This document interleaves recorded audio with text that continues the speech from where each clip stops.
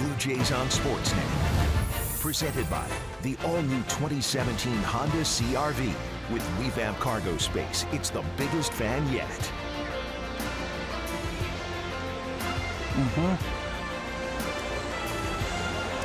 Welcome to Toronto, and the roof here at Rogers Center is closed. A little bit of unsettled weather outside.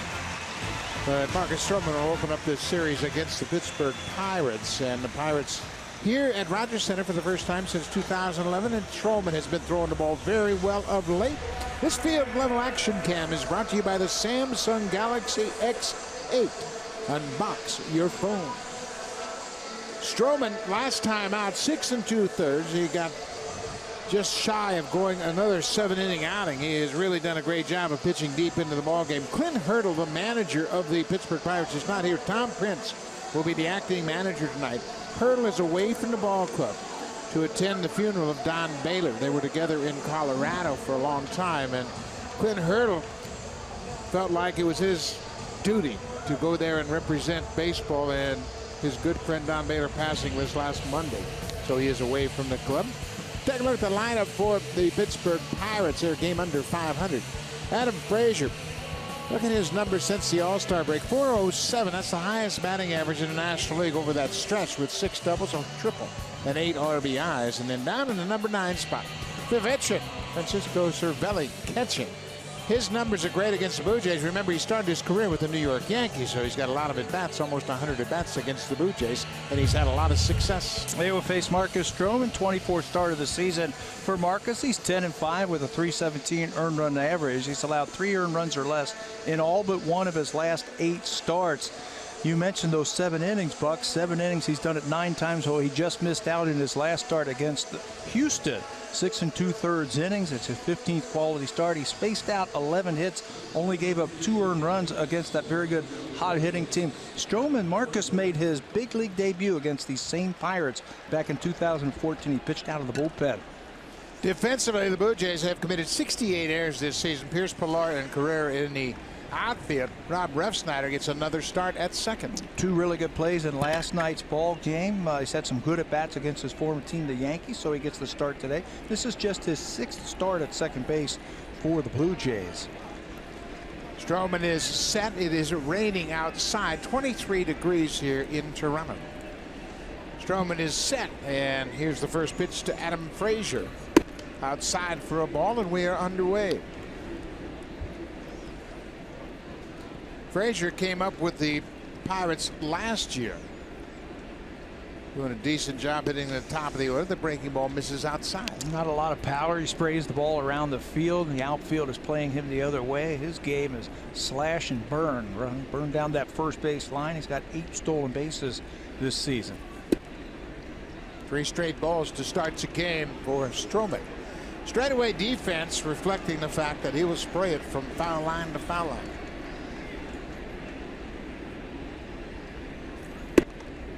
There's a strike. His last couple of starts, Marcus has been pounding that strike zone. He had that finger problem for a couple of starts where he walked 11 batters in 2 starts at Cleveland versus Oakland, but he's been good lately. Now it's a full count.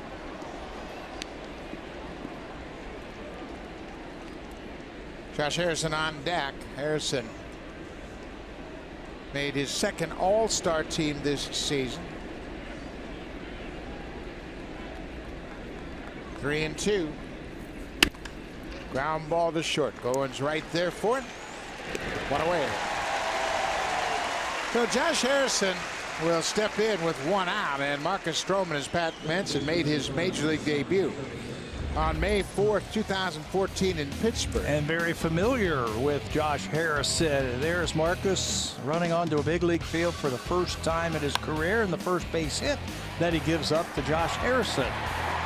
Splits the outfield and right field. He would end up giving up a run. Harrison would score on a sacrifice fly, but Marcus Stroman, I'll tell you what, as soon as he stepped on a big league field, you could tell he was major league ready. He was a special guy, and there's Stroman with that familiar quick pitch. He stands on the mound ready to pitch, and he'll throw it any time. He varies his delivery from pitch to pitch.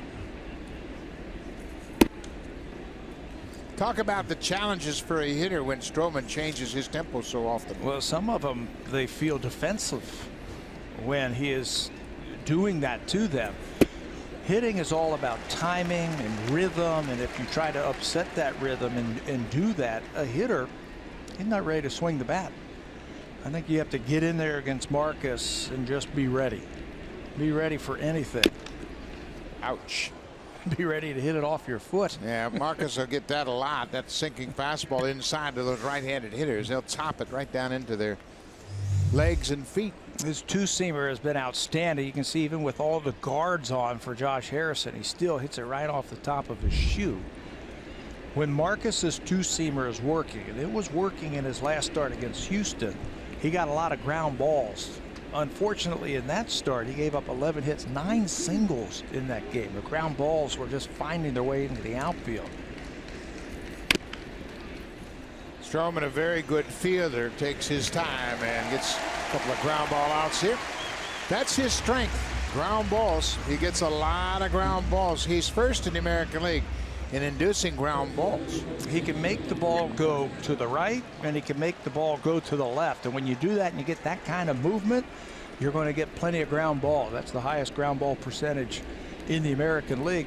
And when you get sinkers and you keep the ball down, you're not going to give up home runs. Marcus has only given up that 1 home run over his last 8 starts. 52 in a third inning coming into this game without surrendering only the 1 home run. Here is Andrew McCutchen, and boy, has he had a bounce back season this year. Remember in the off season, even into spring training, there was a lot of talk about trading Andrew McCutchen. They moved him out of center, and then they had the suspension of Starling Marte. They had to put him back in center, and by all accounts, he's played very well out there. He's played great. His game is about hitting, and that's where he's going to start. I remember we played the Pirates in Montreal in the exhibition season. Another ground ball. 3 up, 3 down on weak contact by Stroman. Changing speeds, mixing it up very effectively. Easy inning to start this ball game for Marcus.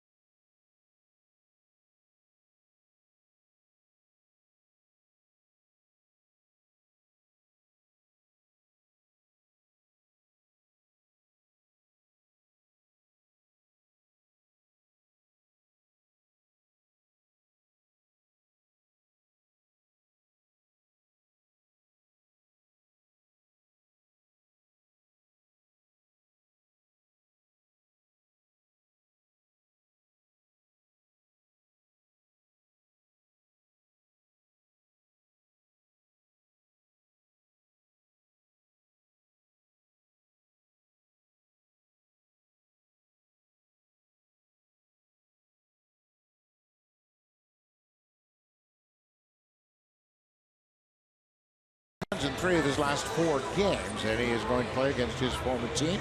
He played 400 games for the Pirates between 2004 and 2008. He had 43 home runs as a Pirate, and then his career blossomed here with the Blue Jays. Bautista in interleague play this season, hitting .431. 4 doubles, 3 homers, and 5 RBIs. He has done a great job in the interleague play. And how about Steve Pearce? His career against the Pirates, a .440 average. He too has done damage like Bautista.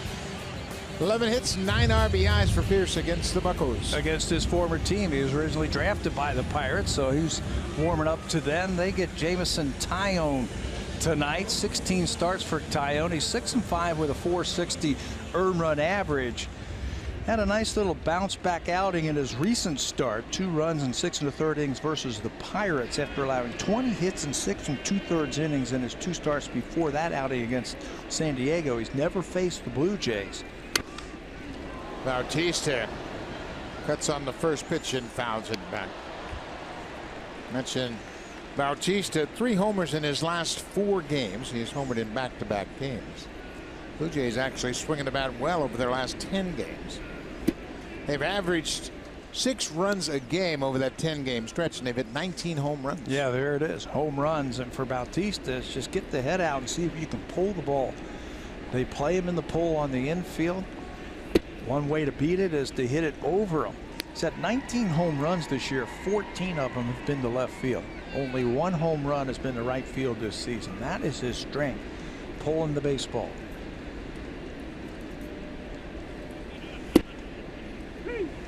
Good running fastball, catches the bottom of the strike zone.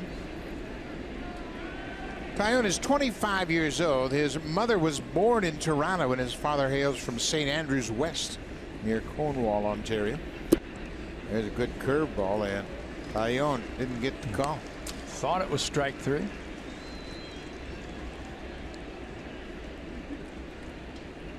So Martin is next.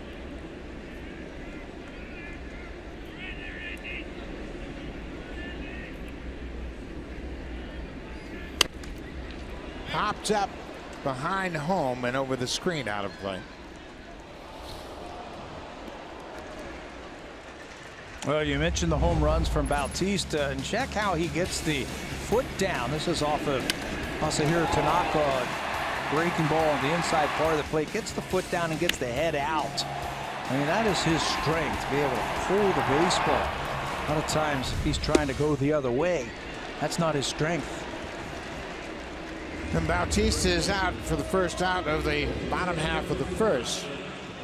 Take a look at the defense behind Jameson Taillon. Andrew McCutchen is in center field. He's a former Gold Glove winner. He's flanked by Frazier and Jaso, and Josh Bell, the rookie, over at first base. Keep an eye on this young man right here. He's played in 114 of 115 games this season for the Pirates. He's a young slugger. He's an everyday player, switch hitter, and he has solved their problems at first base. Martin goes after the first pitch. David Freese at third makes an easy play of it. 2 up, 2 down. Josh Bell, last season, the Pirate first baseman's hit 19 home runs. He's already surpassed that this year.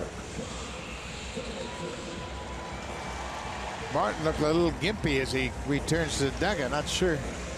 He didn't look like he was going up the line very smoothly. You know, from that it looks like he might have did something, I don't know, his back or something like that. He just didn't look real smooth heading up the first base line on this ground ball. One more swing.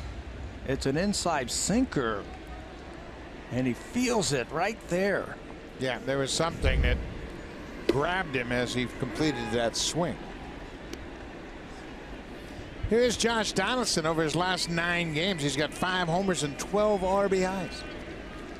He's been doing a good job of taking his walks as well, not chasing a lot of bad pitches. Teams have been throwing him a lot of breaking balls. I mean, a lot of breaking balls down and away. And you mentioned that he's taking his walks. He's been laying off that pitch a lot now, too.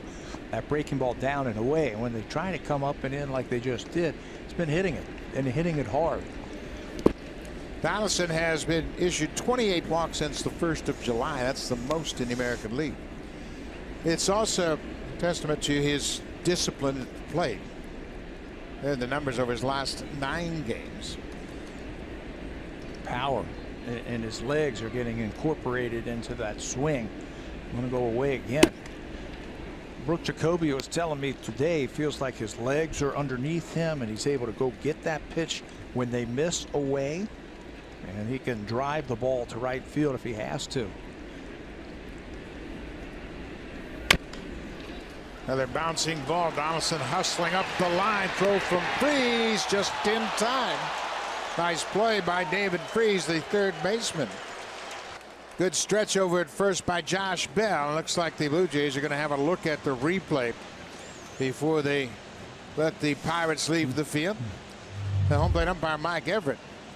Take a look at this play by Freese. He got to the ball. What was impressive about this play is how he got the ball down to first base with something on it. Snaps it over there to get the final out just before Josh got to first base. So the Blue Jays go in order in their half of the first. No score after an inning here at Rogers Center.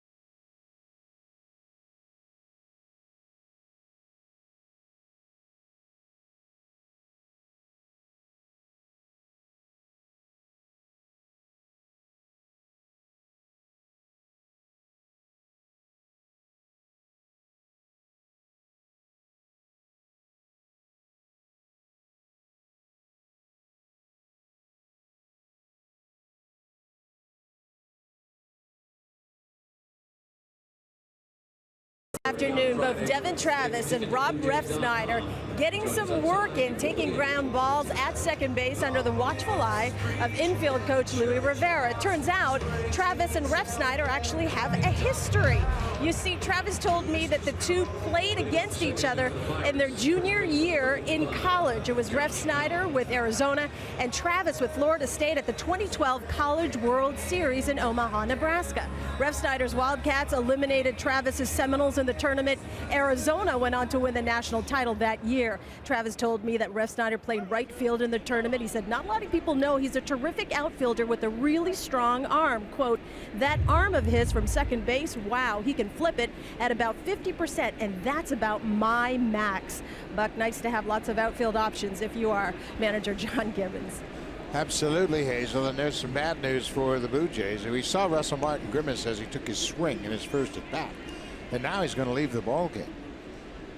We don't know, obviously, no reason to speculate on the nature of the injury, but Russell is out of the ball game and very disappointed, I'm sure. Yeah, he got dressed and he went out there and did the warm-ups with Marcus Stroman and John Gibbons. This is the last one. This is where the catcher throws it down to second base.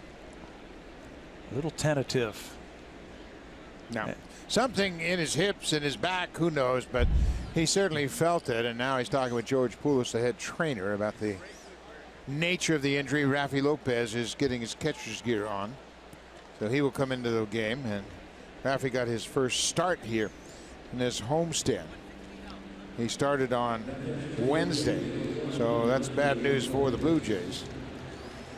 So Lopez will come in to handle Marcus Stroman. Marcus 3 up, 3 down, 3 ground ball outs in the first. He threw just 14 pitches, so now Rafi's got to get up to speed quickly. Yeah, and you can see Marcus is telling him the game plan. This will be the first time that he's caught Stroman. So he's giving him a game plan, what he wants to use in certain situations. Marcus is doing all the talking right there. John Gibbons went out. He noticed that throw down to second base from Russell Martin, and right away went out there and said, you know, I know how important the catching position is. And if you can't move, there's no sense aggravating it, staying in this ball game. No, not at all. And he was out of there quickly. I'm sure that Russell gave him a heads up when he went out to warm up Stroman for the inning, but tried to make a throw to second base, and that's about all he could do. I like this. Look at Mike Everett, the home plate umpire. He's watching Stroman. You know, we talk about this often. The umpires, they make about 35, 36 starts behind the plate during the season. They're kind of like a starting pitcher. So you don't see a pitcher all the time. So Mike Everett's taking an opportunity to check out the release point, look at the movement of the pitches, just a little brief upgrade, and if you will, just kind of a refresher on what Marcus Stroman might feature. Giving himself a little scouting report, right? Yeah. How his ball moves and how it comes out of his hand. Yeah, and it's really important to do that because, like we say, when there's just one group of umpires, there's not a National League umpire, not an American League umpire, so they umpire all the baseball games. They might not see a pitcher. Maybe once, maybe not at all during a season.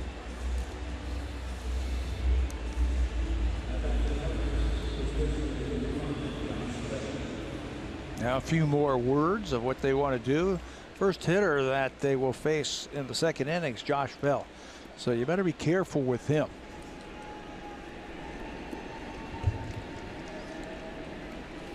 So Josh Bell will lead things off. Over his last 11 games, Bell's riding a real hot streak. 375 average, couple of home runs and 7 ribbies over those last 11 games. Last season, Pirate first baseman again, totally for 2016, had 19 home runs. They wanted to upgrade first base. Well, they've got one good young player. He's got 20 home runs and 62 driven in. Rookie hits this season. He's got more home runs than Cody Bellinger and Hunter Renfroe, Dodgers and Padres respectively. He's a switch hitter. That's really an additional benefit. And first baseman's got power, and he's also a switch hitter. He had a conversation with Dave Winfield at the 2014 Futures game. Winfield said average comes first, power will come later once you get to the big leagues. So learn how to hit first. And he's learned how to hit. Yeah, you've got to keep your average up there, and those are numbers over his last 19 games. So he's hitting for a good average. And then you learn when to pick out pitches to try to hit out of the ballpark. Tom Mattingly was like that. Mattingly became a great first baseman with a lot of power. Didn't hit a lot of home runs in the minor leagues. He learned to hit first. Bell flies out to Pierce in left field. This will be a challenge for Rafi Lopez. Marcus Stroman can manipulate the baseball so well. Fastball, sinker, slider. He's got a lot of great movement on all of his pitches, and Lopez is going to have to be on his toes. I'm sure he has gone down to the bullpen and caught Stroman on his side sessions just to become familiar with him. Just like the backup catcher will catch all the pitchers just in case they get into the ball game. But you're right, he's a tough guy to catch because his ball moves so much.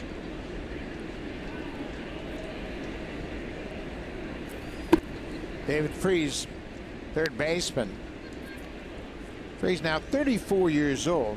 This is his 9th year in the big league. He started his career late, 26-year-old rookie as he came up in 2009 with the Cardinals. Did you see how his rhythm and timing was thrown off by Stroman again? I mean, he actually flinched on that quick pitch fastball.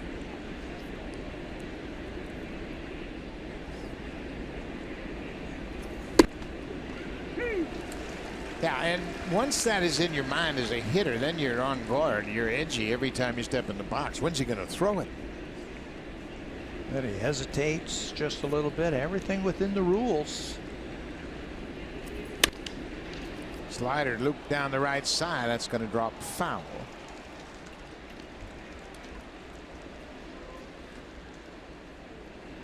Carrera is in right field. As we mentioned, Bautista's the DH, second straight game, as Kendrys Morales continues to deal with that illness. He and Orioles have been knocked to the reserve role for the time being. 2-2 pitch to Freese. Fastball upstairs.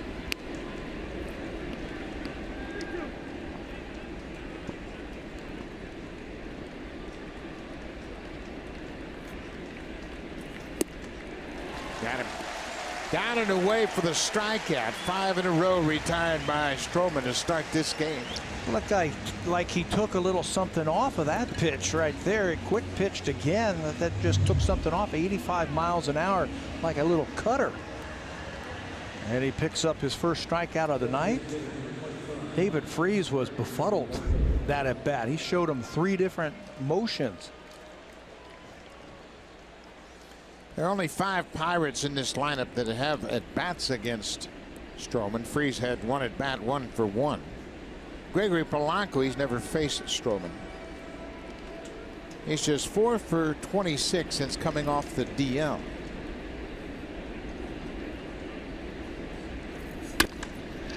Ground ball. 2 hopper to Goins. Marcus Stroman 6 up, 6 down with 4 ground ball outs already tonight.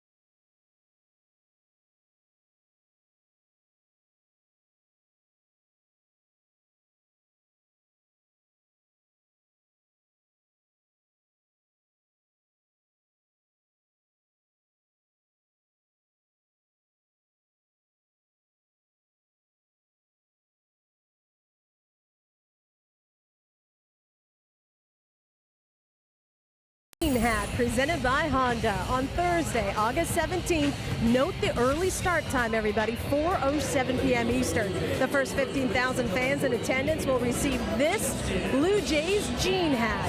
For tickets, always visit BlueJays.com. Buck. Thank you very much, Hazel May. We move to the bottom of the second inning. No score. Haven't had a hit in this game just yet. Justin Smoke, Steve Pearce, and Ezekiel Carrera for the Blue Jays.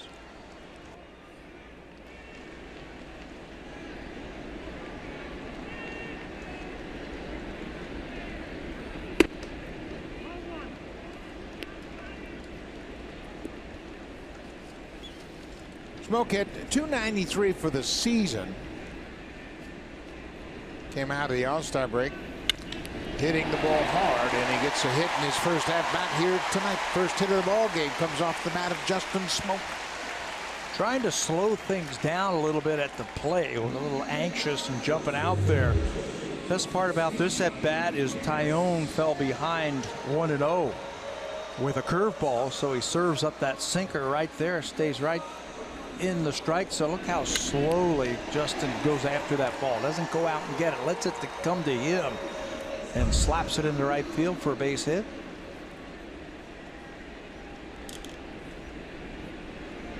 Here is Steve Pearce. He's 10 for his last 30 over a stretch of 9 games. Chops that one foul right at home plate. Pearce was originally drafted by the Pirates in the 8th round and came up through their farm system, so he's got a little extra edge to him when he plays his former organization. Came up with him for the first time in 2007. Got into 23 games that year. Always special to play against your original team. Pearce has since played with Baltimore, Houston, New York, back to Baltimore, Tampa Bay, Baltimore again, and now with the Blue Jays. 7 games against the Pirates, 11 for 25. Smoke at first. Tyone's best pitch is that hard sinking fastball. He can run it right in on the right-handers. As a hitter, you got to make sure he gets that ball up, or you're just going to be topping it, hitting the top part of it, hitting a lot of ground balls, a lot like Stroman.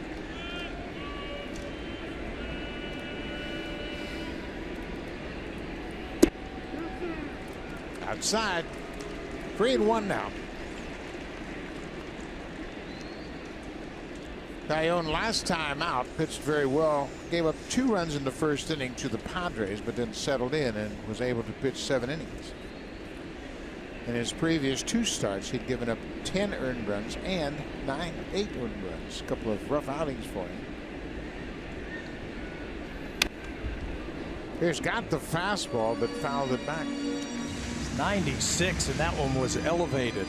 As a hitter, you're facing a sinker ball or a guy who's got that type of 2-seam action. You want that ball up. Steve got it up, and he just fouled it back.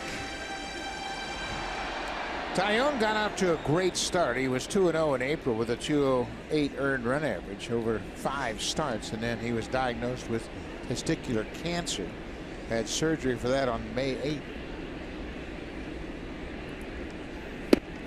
He walked him. That fastball ran off the plate, down and in.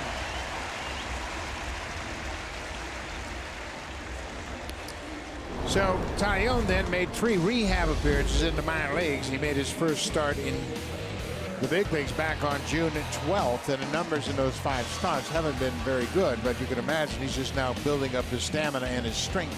Yeah, he probably, gets tired easy because of the problems that he had, the testicular cancer. I mean, he just had it back in May. Surgery for it.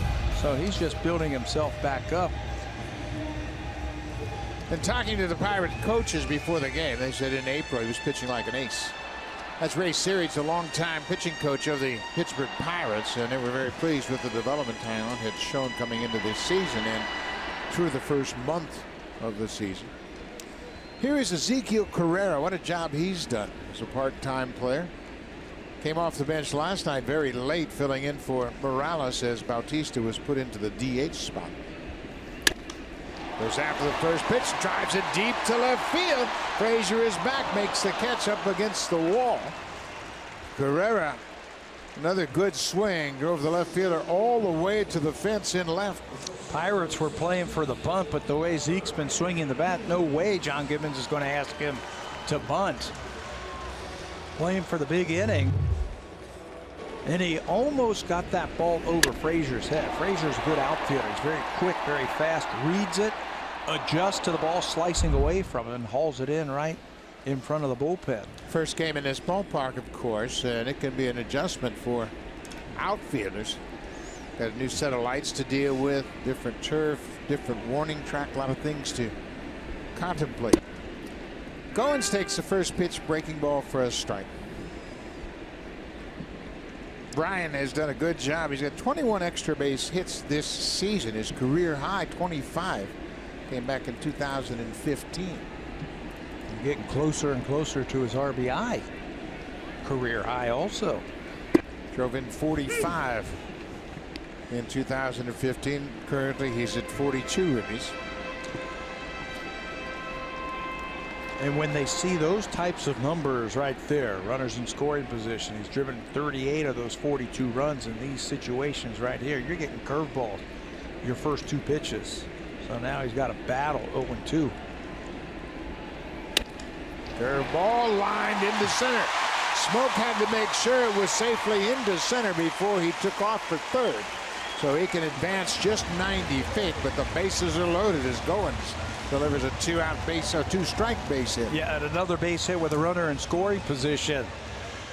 Better safe than sorry in these situations. Watch Jordy Mercer, the shortstop, almost comes up with this. Justin Smoke knows exactly where you are. When you're the runner, you got to know exactly where that shortstop is. He feels him right behind him, starts back to second base on that line drive, and then moves up to third base. What a piece of hitting by Goins with two strikes. Yeah, he's done a good job. Bases are loaded now for Kevin Pillar. Smoke at third, Pierce at second, Goins at first. Early opportunity for the Blue Jays. And a little anxious that time for Pillar. Bases loaded. You got to make that pitcher come to you. Pressure is on him to throw you a strike. So the first pitch you're looking for, if you're a good low ball hitter, look for the ball down. If you're a good high ball hitter, go ahead and look for the ball up. Kevin drove in the third Blue Jay run in the game last night with an RBI single.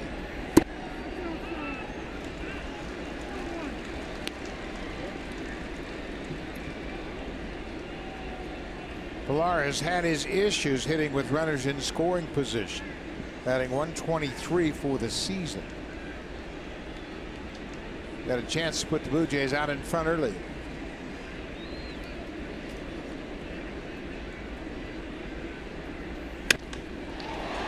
Fly ball up deep.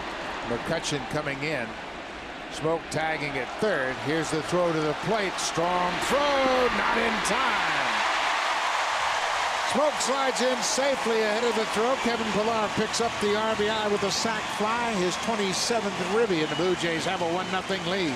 Got it out there just far enough for Smokey to score. Andrew McCutchen, the center fielder, has got 7 outfield assists. He thinks he's got number 8 as he circles that ball. Look at the momentum coming in. It's a strong throw. He's going to overthrow the cutoff man, trying to get it there on a fly. Smokey is just ahead of it to score the game's first run. Kevin Pillar is appreciative of the effort. Absolutely. Hit it just enough into center to plate the first run of the game. Now the number 9 hitter, Rob Refsnyder, with 2 outs.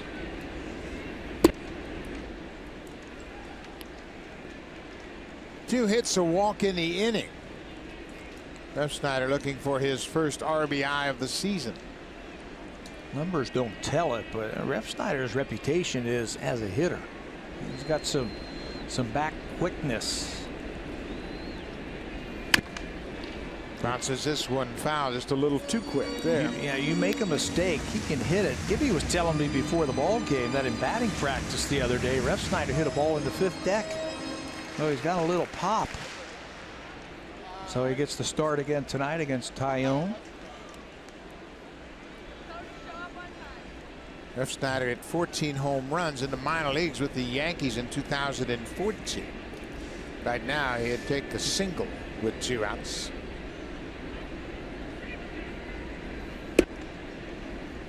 Francisco Cervelli, the veteran catcher, making his 72nd start of the season. A very athletic behind the plate, but he's been charged with 7 passed balls this season. He's always been a terrific defensive catcher when he first came up with the Yankees. Yeah, catcher first. Very active, very animated behind the dish. He's got good feet. Very quick behind the plate. One thing I think is a concern if I'm coaching him is the lack of a target. He doesn't present a target for the pitcher to zero in on. You know, he just slides to a particular area of the plate. They've seen Russell Martin and many catchers really present that target in a very affirmative way. But you can see there's no real target for Tyone to tie into. I always like to get my pitcher to focus on something, so I would wiggle my glove, move it up, hold it up as big as possible so he could basically look at it as if it were a bullseye on a target. Those last 2 pitches, looks like he just has the backside of his glove facing the pitcher. 3 and 2, 2 outs. Pierce hits second and Goins at first. They'll be off on the pitch. There they go. Cut on and miss. Refsnyder strikes out, but the Blue Jays score a run on 2 hits and a walk. Kevin Pillar with a sacrifice fly. Justin Smoke tags and slides in safely with the first run of the ball game. 1-0 Blue Jays.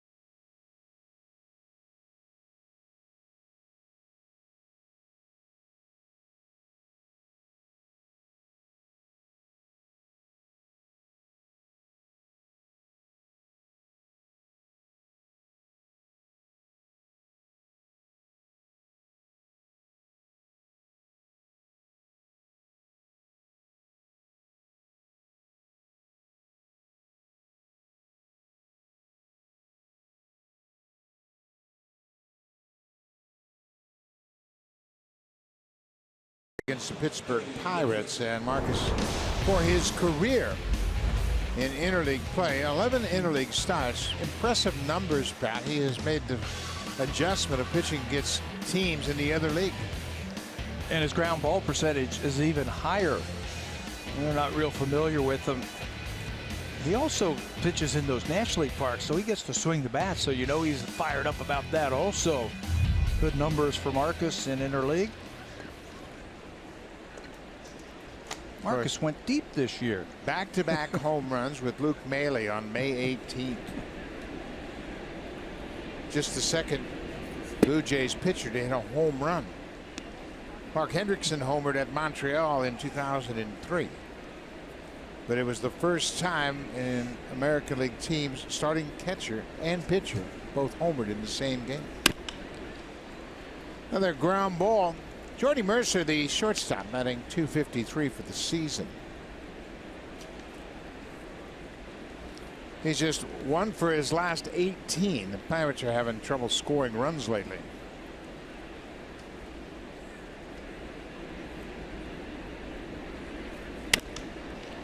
Fly ball. Shouldn't be a problem for Pilar, and it isn't. It's an out. One away.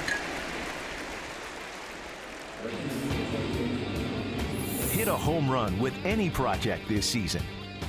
Home Hardware, proud sponsor of the Toronto Blue Jays.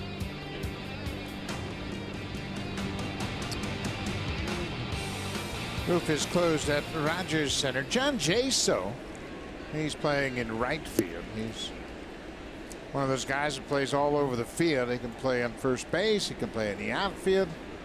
He has been a DH in the past. He's had his time behind the plate as a catcher. He's hit in a run-producing spot in the lineup. He's also batted leadoff. Not afraid to swing the bat with 2 strikes. Struggling over his last 21 games.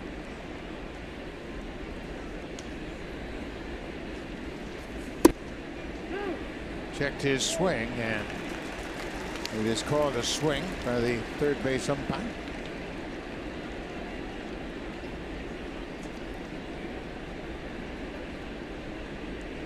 One and two. Now the umpire said it hit him. Jaso took off. Mike Everett validated the fact that it hit him, and Everett looks into the Blue Jays dugout and say, yeah, that hit him. But Hermano Hayes is going to call the video room just to make sure. It is a challengeable call, hit by pitch. Pulls that breaking ball a little bit too much. If it hit him, it just glanced off of that front foot. It didn't hit him. Bounced in the dirt. He hit the front foot. From that, it looked like it did hit him in the front foot. Unless my eyes are hurting me. They're not real sure, and now they want to look at it. Yeah, I'm not sure it hit him. I think it went over the front foot and bounced in the dirt. Didn't hit the back foot. Right? Well, maybe it did brush the front foot. Sure. I was watching, Buck, I was watching the ball to see if the seams moved just a little bit. When it hits the front foot, if the seams in the ball. Yeah, it hit. Yeah. Hit that front foot. Yeah, that's an easy call that he got hit. We got the super slow-mo, and it just clipped him. Jaso's reaction was, it got me. So that's going to be a hit batter, I'm sure.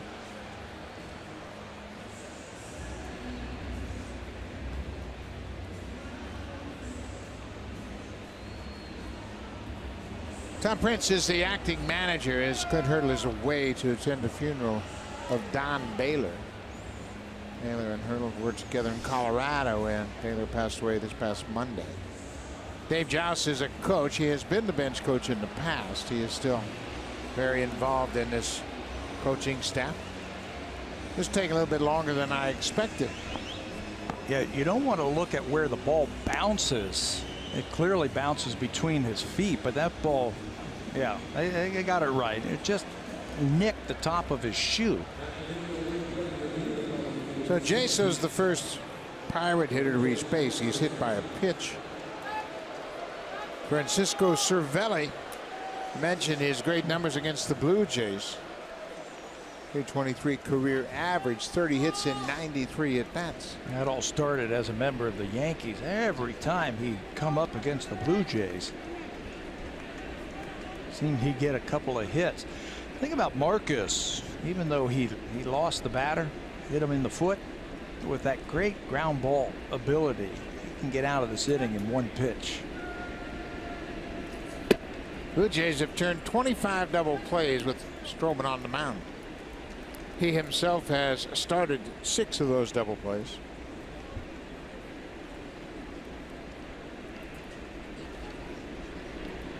As a manager, the opponent's manager, they got those numbers too. So one way to stay out of the double play, start the runner. Stroman falls behind, 2 balls and no strikes.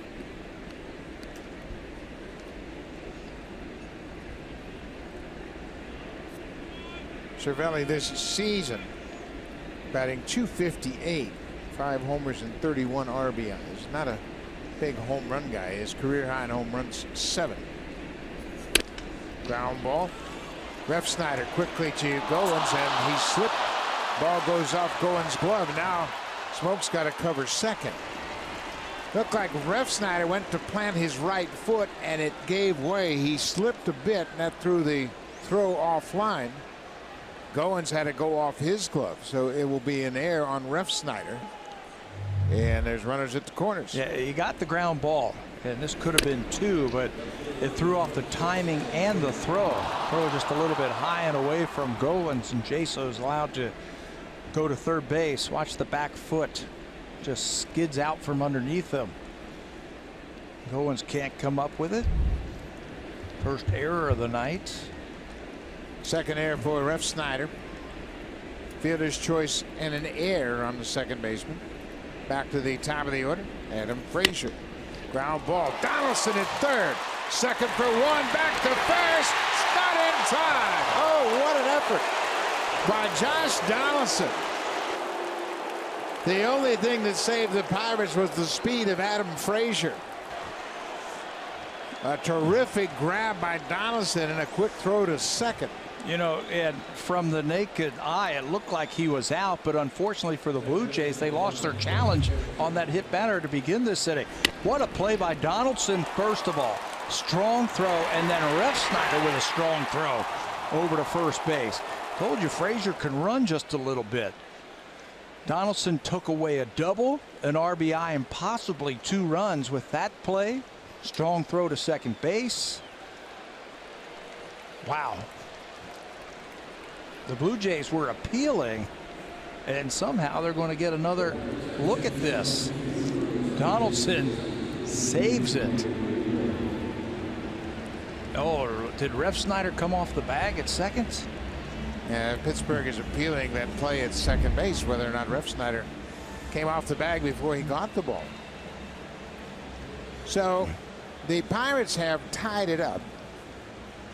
The run is going to come in as Jaso comes in to score. You can see the reaction at second base. Refsnyder was across the bag. Watch when he makes the catch. He's off the bag. He's off the bag. Pirates have an argument. They might win it. From that replay also, it looked like Frazier was safe at first base. Yeah, he was ruled safe at first. Cervelli's come out of the dugout. He thinks he's going to be placed back at second after looking at the replay. Frazier picks up the RBI no matter what the ruling is. He has 37 ribbies now. Jaso comes in to score, and wouldn't you know it, a hit batter and air. A couple of ground balls, and the Pirates have scored off of Stroman. Tell you what, he hasn't given up much hard contact for the last couple of months. And Cervelli indeed is safe at second, so Cervelli will go back to second base. He was ruled out on the fielder's choice, but that is overturned on the field.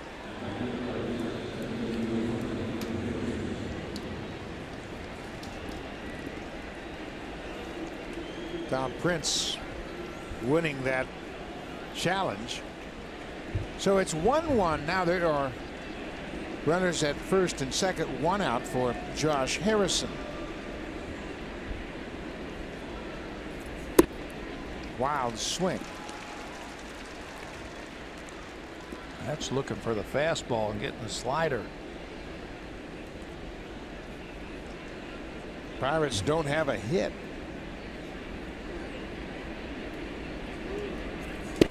Inside. Ball and a strike to Harrison. Mentioned Harrison made the All-Star team. Second time he has been an All-Star in his career.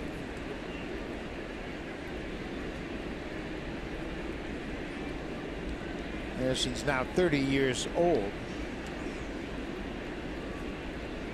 So Rafi Lopez, remember Russ Martin caught the first inning, had an at bat, went out to warm up Stroman for the second inning and had to leave the ball game.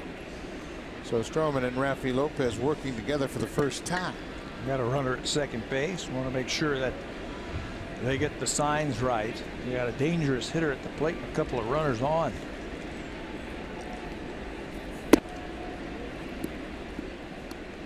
Two balls and a strike.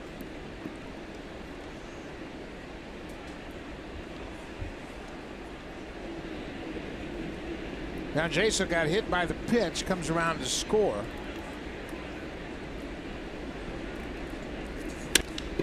There's a drive to right. That's going to get down.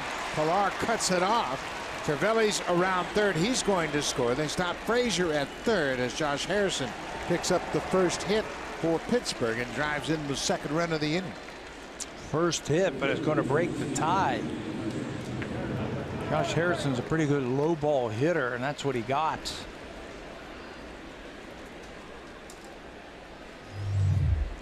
Ball that was down, trying to get the ground ball one more time. Stroman with that sinker. The super slow-mo brought to you by the Samsung QLED, the next innovation in TV. Josh Harrison with the RBI, his 38th of the season. Frazier's at third. Now Andrew McCutchen, he grounded out to second to end the first inning. 2 runs in this inning.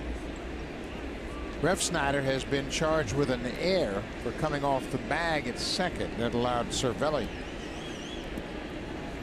to come back out. He had been called out on the fielder's choice.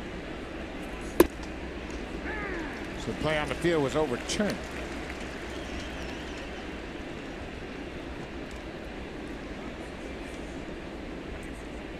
This is when you're a fielder. You're like, hit me the ball. I want that ball right here.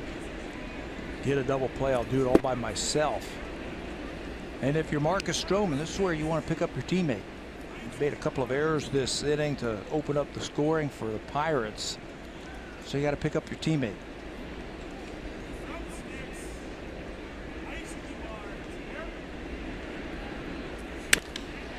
McCutchen drives it to right center. Pilar's on the run. It's off his glove. Frazier's going to come in to score.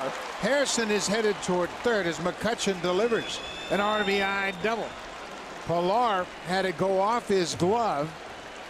Frazier was tagging at third. He was going to come in to score. But now it's a 3-run inning for Pittsburgh, and they have a 3-1 lead. And Josh Harrison, the runner at third base, was out there at second base, thought that that ball was going to be caught, and actually started going back to first base. We have seen Pilar come up with so many of these catches. You're surprised when he does it just off the end of his glove.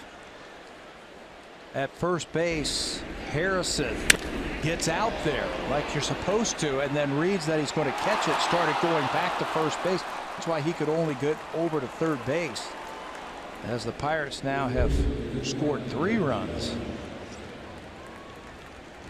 McCutchen continues to have a great season. Yeah, he's really had a bounce back season. He picks up his 71st RBI of the season. That's his 21st double.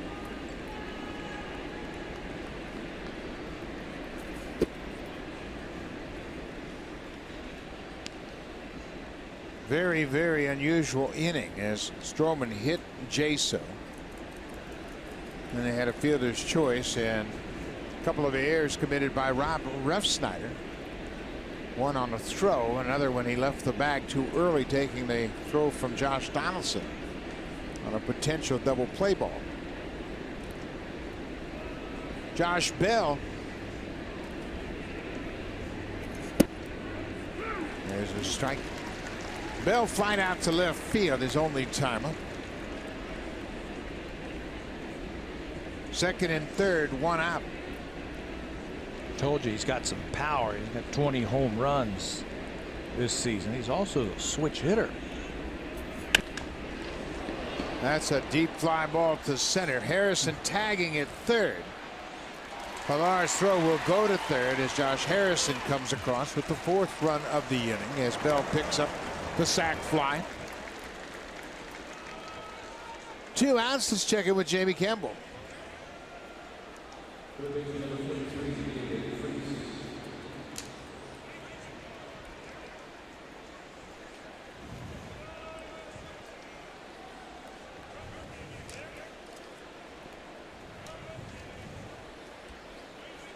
Thank you very much, Jamie Campbell. The Yankees lead that season series. They have won 6 of the 9 games they have played so far, but they're going to play 10 games before the end of the month.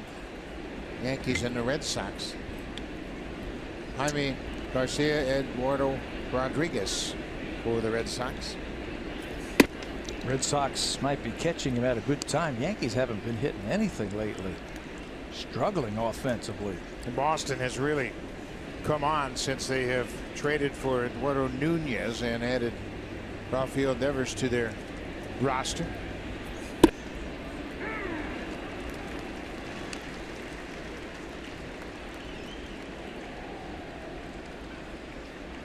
Ball and a strike. David Freese, the third baseman.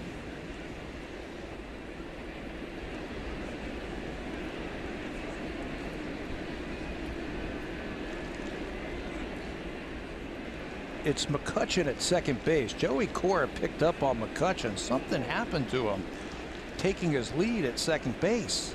Yeah, he's going to leave the field. It's his left leg. I don't know if it's a knee or an ankle. But I was watching McCutchen, and something just didn't look right when he was taking his lead. This was one pitch prior. He felt something in his left knee. Yeah, he was just taking his secondary lead and grabbed that left knee, and he's going to leave the game. Boy, what a strange inning it has been. Russell Martin left because of a knee injury.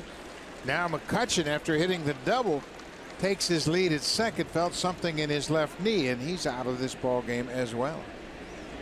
That's never a good sign when you're feeling your knee.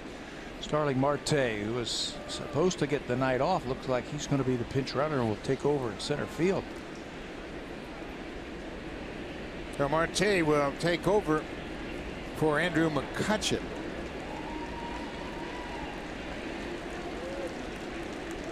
What a strange inning indeed. Yeah, the whole thing. Martin left last inning with an injury. Refsnyder has committed 2 errors in this inning, and the Pirates have scored 4 runs. Marte loosening up.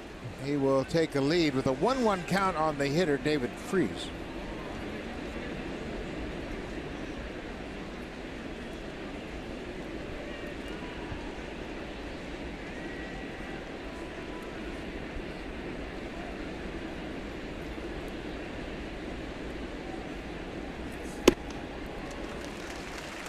Now it's strike 2, 1-2. As a third base coach, you gotta know that your runner coming into the game might not be super loose. So if there's a base hit into the outfield, you don't want to overextend him and have him pull something. Tyon's had a long inning on the Pirate bench. Freese strikes out for a second time tonight, but the Pirates send 8 men to the plate, and they score 4 runs on 2 hits to take a 4-1 lead.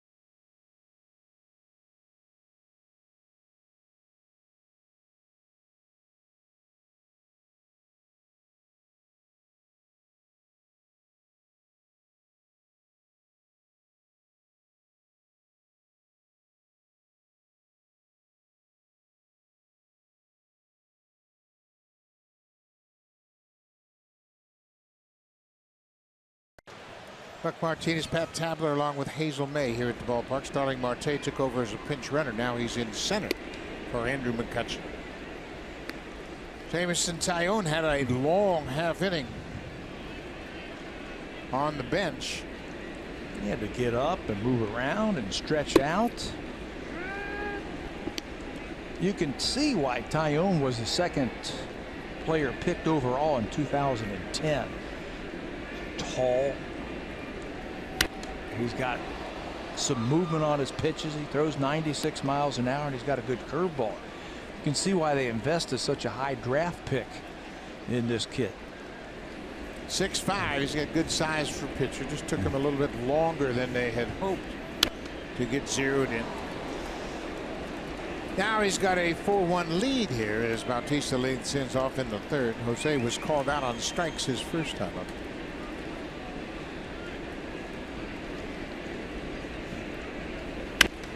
Breaking ball hit deep to center field. Marte's on the run, looking up. This ball is gone. Another home run for Bautista. His 4th in 5 games and his 20th of the season. That's a milestone home run for Bautista. Another 20 home run season. Told you in his last at bat that he had hit 14 of his 19 home runs to left field, 1 to right field, 4 of them to center. Well, that's 5. Plenty of power to dead center field. Another 20 home run season for Jose Bautista. His 8th comes against his former team, the Pirates. 4 home runs in his last 5 games, and that's his 4th home run this season in interleague play. Came into this ball game batting .431, and how about Rafi Lopez? He gets a base hit, drops it into center. Lopez, with his first plate appearance, took over defensively after Russell Martin left with an injury. And why wait around? First pitch you see after the home run. This is the home run curveball to Jose. And that one's not coming back.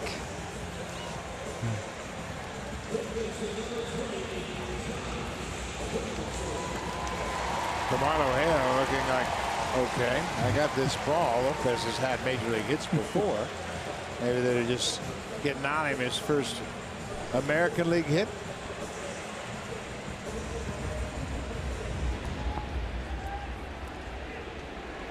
Well, just like that, they give up 4 runs in the top of the inning. Here come the bats. They come right back. Donaldson drives it deep to center. Marte there on the warning track makes the catch. Lopez retreats to first. Donaldson drives it deep to center. Well, they're taking some good hacks at Taillon here in the third. Yeah, what's Taillon saying to himself? What do I have to do? It's almost like they know what's coming. That's 3 pitches and 3 bullets that the Blue Jays have hit against him. Josh, I think, would like to have that one back. He took a good swing at it.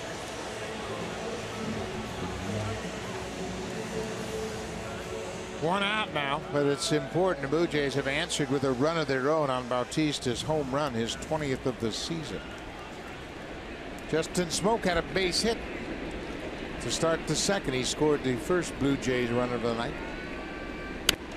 He goes after the first pitch.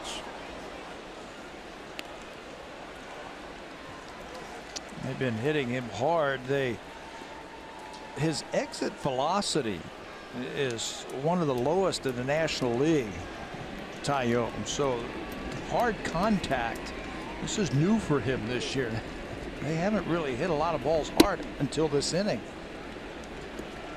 Welcome to the American League East. There you go. Donaldson just missed hitting a home run to center. And Josh has been swinging the bat very well lately. 1-1 to Smoke.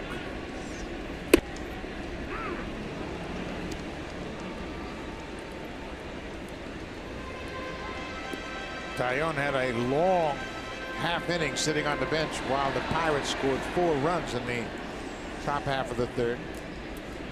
We had some replays in there. We had some injuries. Pitch is popped up left side of the infield. David Freese at shortstop makes the catch. Let's check in with Jamie Campbell.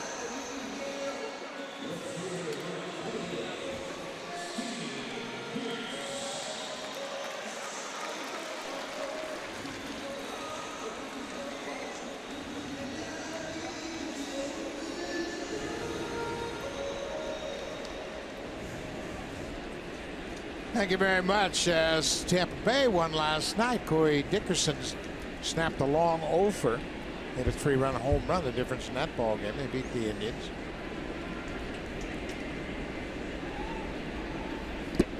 Steve Pearce takes a breaking ball in the dirt. Thomas Carrasco is on the mound for Cleveland. He's opposed by Jacob Faria. Faria has been a real pleasant surprise for Tampa Bay. That whole team has made some nice changes, and we'll see Tampa after this series with the Pirates. They've made a lot of changes, and it's starting to pay off for them.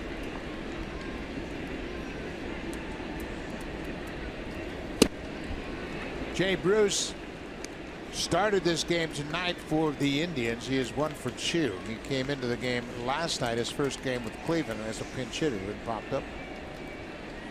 So Encarnacion is 23rd of the season, 1-0 Cleveland.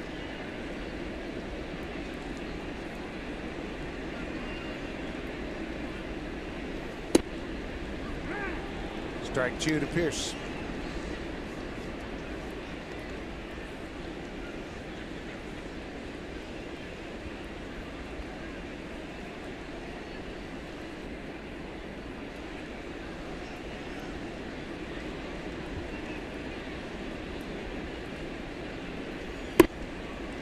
Off the plate inside.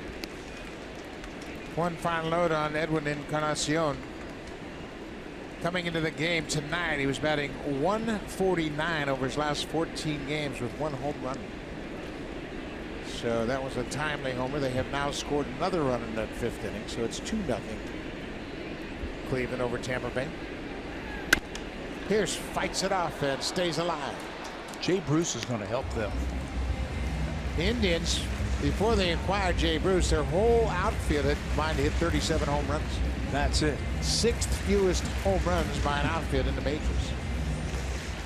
He had 23. Jay Bruce 20. I think 21? he's got 29. 29.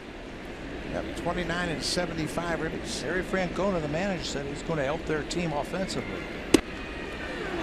Pearce called out on a fastball. He didn't like the call from Mike Everett, but Taillon gets out of it.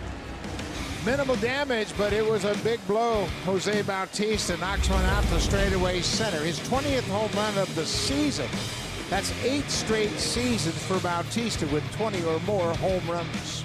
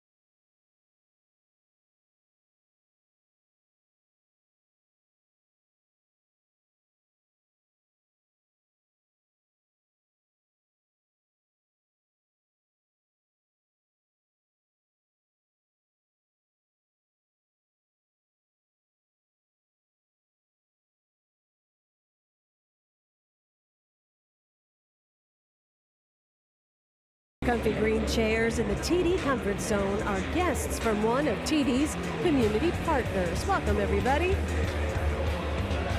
At WestJet, owners care for the company as much as dog owners care about puppies. Puppies. Book now at WestJet.com. Buck. Great job with the puppy, Hazel. Great job. We move to the top of the fourth. 4-2 ball game. Jose Bautista has cut into that Pirates lead. Gregory Polanco takes the first pitch down and away for ball one. Tell you what, this Pirates team looks like the old Pirate team. A lot of big guys in their lineup. Switch hitters, power hitters, good athletes. Guys who can swing the stick. Ground ball, Refsnyder right at the edge of the dirt. One away. When you talk about the old Pirates, you're talking about the Lumber Company Pirates. The Lumber Company from the 70s. From the 70s. Willie Stargell, Pops Willie Stargell, Richie Hebner, Bob Robertson, a lot of big guys. Even the pitchers could hit. Don Robertson could hit. Jim Bibby. Jim Bibby was a big dude who could swing it. Pirates team that a couple of seasons ago, they were a good team. Fewer wins last year. Thought that they would contend for the Cubs in the division. They're close. Pirates they're only 3 games out, but they're a game under 500. Good strike with a slider. It's 0-2. Well, I tell you what, there are some interesting pennant races. The Cubs just can't get things sorted out. They just haven't done a good job of playing consistent baseball. Their starting pitching has been inconsistent, and I don't care who you are. If your starters aren't consistent, you don't have a chance to win. Look at this division.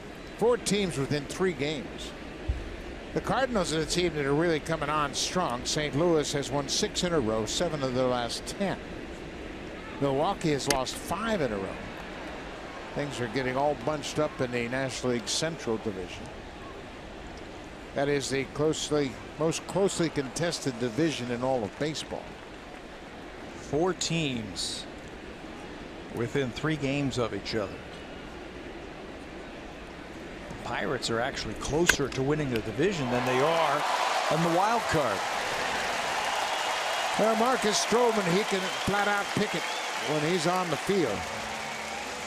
When Marcus isn't pitching, he takes ground balls every day at shortstop to keep his skills keen. Quick hands and quick feet. That's a base hit if he doesn't get it, but he's in good position to field it. He's got quick reactions. Bam, take it away, and then finish off the play with the throw to first base. And Jaso with a mighty cut, swings and misses. Jaso scored the first Pirates run in the 3rd inning. He was hit by a pitch with 1 out and just brushed the top of his right foot.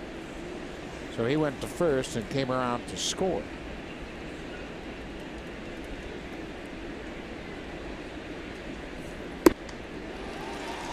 Pretty good change-up. Take a little something off. It's a good pitch to a left-handed batter. It goes down and away.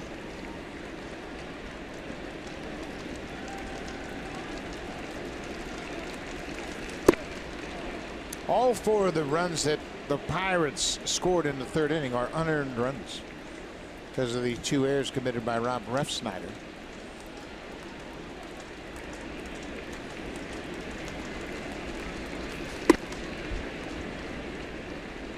And you look at the Blue Jays, they have committed now 70 errors for the season, but they haven't given up too many unearned runs because of those errors. Coming into this game tonight, they had surrendered just 45 unearned runs. About the middle of the pack, the American League in fielding percentage. Chicago White Sox have surrendered 54 unearned runs. Breaking ball out over the plate, pulled to Refsnyder. 3 ground ball outs again for Marcus Stroman. 3rd time in 4 innings he's retired the side in order.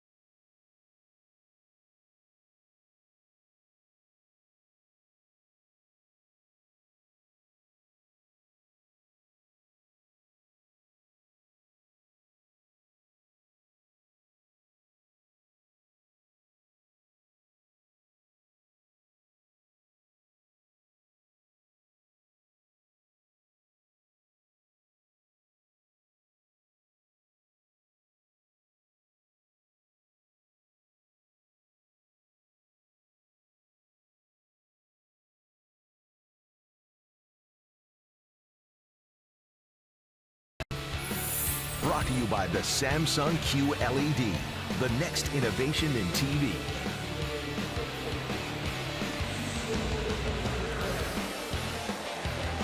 Four to two, Pittsburgh, as Blue Jays are set to bat in the bottom of the fourth inning. It'll be Carrera, Goins, and Pilar. Ezequiel Carrera flied out deep to left field, his only time up.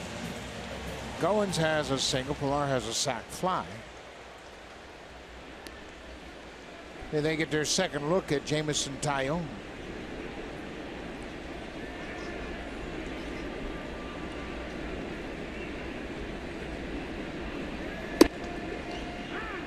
Taillon jumps ahead with a fastball.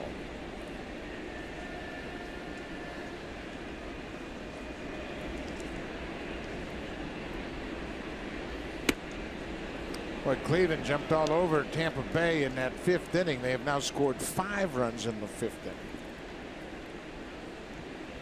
5 runs on 5 hits off Jake Faria. That's their division to win, if you ask me. The Indians, they are so much better than the other teams in the American League Central. Well, that's another team that hasn't put it all together. The 2 teams that were in the World Series last year haven't been able to really get on track this year. They got Lindor now leading off. Jason Kipnis left the game with an injury after just coming back, and he can't stay healthy. Upstairs, 3-2. He's trying to heat up Carrera upstairs. You mentioned the ball that he hit to left field. He sent Frazier all the way to the wall in left field. Carrera's been swinging a hot bat lately. Called out on strikes. That fastball right at the bottom of the strike zone. That's the 4th strikeout for Jameson Taillon. And it's the 3rd one taken. Told you he's got some explosive action on the fastball with some boring movement. 2-seam arm side run, and that surprises Zeke as he gets it by him. 4 strikeouts.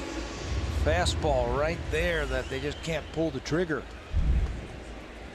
He got some life on that fastball.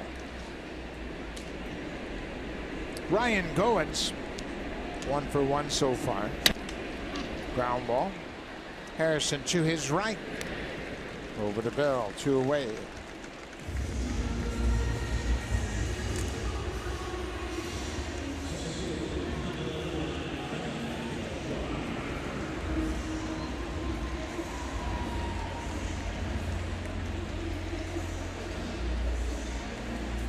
So Kevin Pilar will step in with 2 outs and nobody on.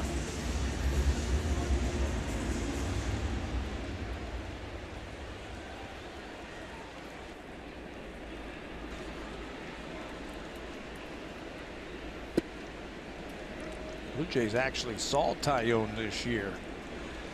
Played those exhibition games up in Montreal. Back up March the 31st, Taillon threw 3 innings against the Blue Jays. Pilar got the first hit against him in the first inning. Kevin had a single and a stolen base.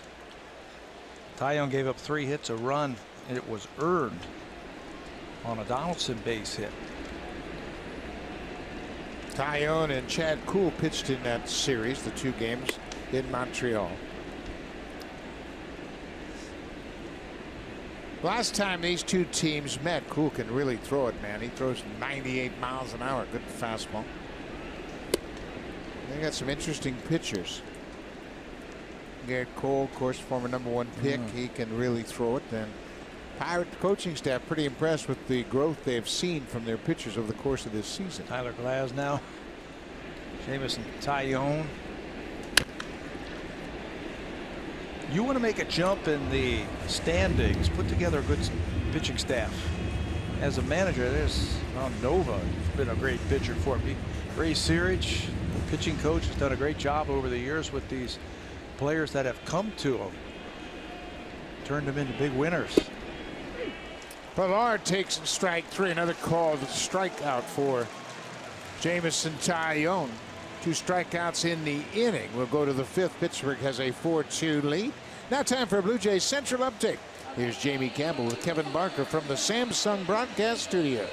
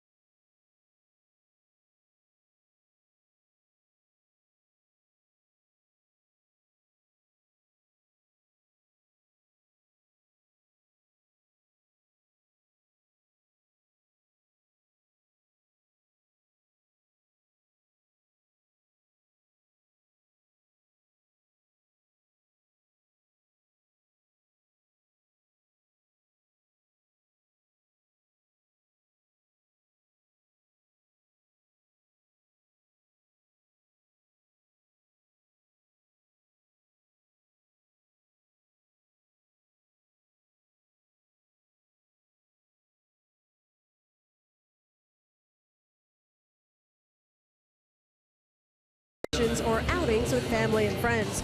You can entertain from 16 to 300 guests. Our account executives will be happy to find the package that best suits your needs. Call 1-416-341-1635 or bluejays.com/luxury suites.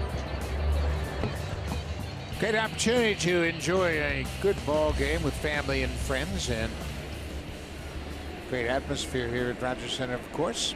All right, now the Pirates lead at 4-2, but they have mustered just 2 hits of Marcus Stroman. One went off the glove of Kevin Pillar in center field, a double off the bat of Andrew McCutchen, who has since left the ball game.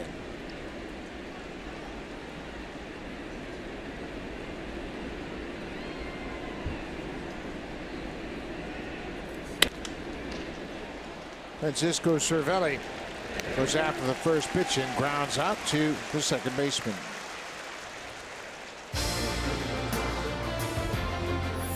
The all-new 2017 Civic Si. When it leads off, it leads for good. Honda, proud fan since 1977 and the official vehicle of the Toronto Blue Jays.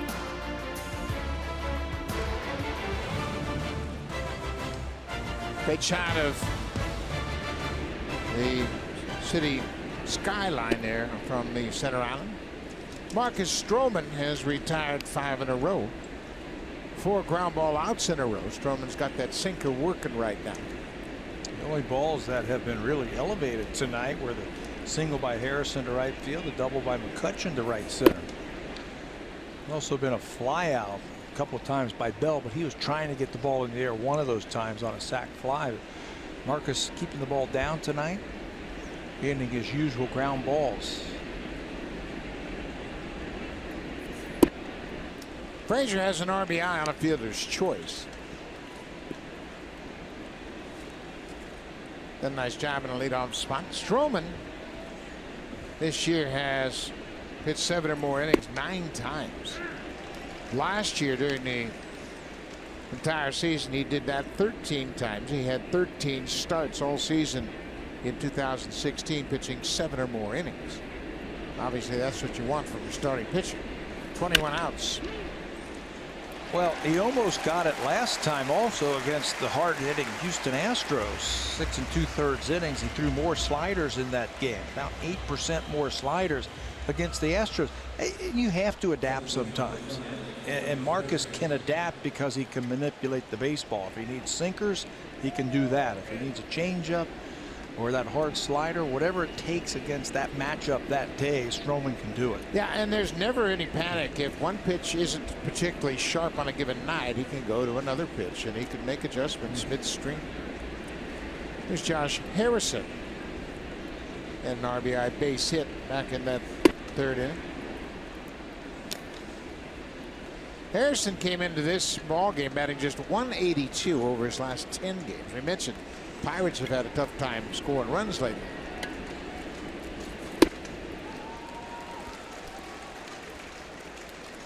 I asked him today what his favorite position was. He can play anywhere, I think, on the diamond. He said second base.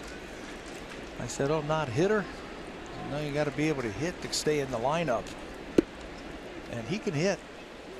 He can do multiple things to help you win ball games. He's a good defender at anywhere they put him. He can run a little bit, steal your base, score from first on an extra base hit. You make a mistake, he can pop one out of here. Just a good athlete. Yeah, he has played all over the diamond, literally, for the Pirates. Came up and played second and third his first season in 2011, but he has since played the outfield, plays left, plays right. He's played second, third, short. He even pitched in 2013. He was a great athlete in high school.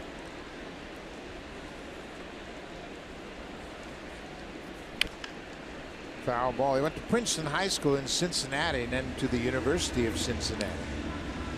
6th round draft pick by the Cubs. He was traded by the Cubs to the Pirates for Tom Gorzelani and John Grable. That was in 2009, a July trade deadline move. Somebody was doing their homework for the Pirates. They got a good one. They got an all-star for a left-handed setup man.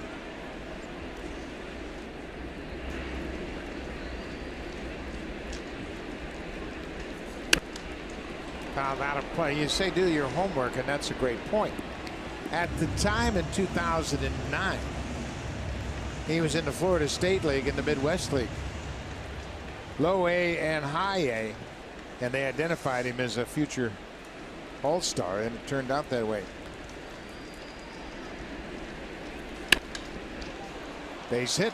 His second hit of the night. Ground ball up the middle. Fouled off some really tough pitches from Stroman, and then got the fastball inside and was able to pull the hands in, rip it back through the middle. Coming inside with that pitch, rips it up the middle. Pirates trying to get to 500. They're 57 and 58 at the start of play. They're 3 back in the Central. And they know that the postseason is there. Got a chance to make a move and close ground, but first assignment, of course, is get to 500.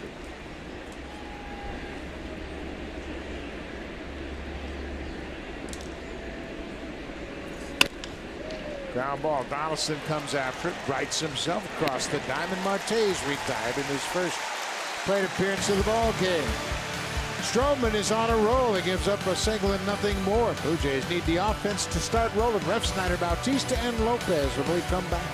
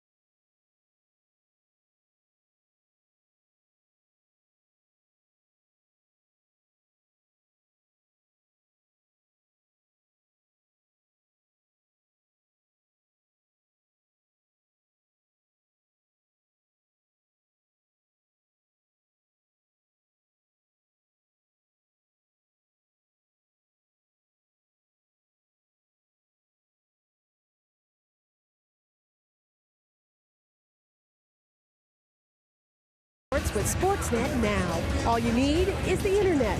Live stream every Blue Jays game, MLB matchups, plus get your news 24/7 with Sportsnet Central. To sign up and get 7 days free, all you have to do is visit snnow.ca.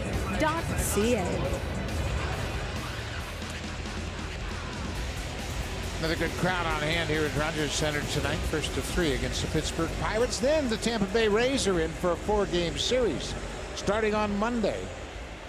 Tampa Bay at the moment dealing with a no-hitter. Carlos Carrasco of the Indians, no hits through 5 innings. He's walked 1 and struck out 7.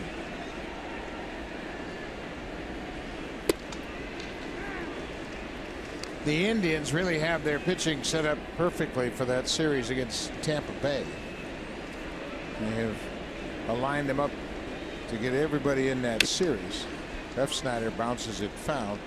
Carlos Carrasco pitches tonight. Mike Clevenger Saturday, and Corey Kluber finishes up on Sunday. Clevenger and Chris Archer tomorrow. Austin Pruitt will be matched up against Corey Kluber. That's drawing the short straw. Yeah. Corey Kluber is rolling right now. Yeah. Good news, bad news, right? Yeah, you get to start Sunday. Good luck when you're playing Corey Kluber.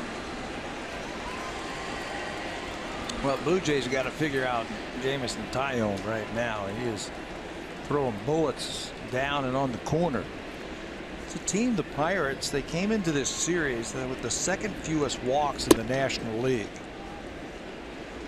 So you know Ray Searage, the pitching coach on this team, he emphasizes throwing strikes, working quickly, throwing strikes, and attacking the strike zone, and that's what they do. Only the Los Angeles Dodgers have walked more batters in the National League, or fewer batters, and Taillon right now is pumping it in there. Another strikeout for Taillon. That's 6.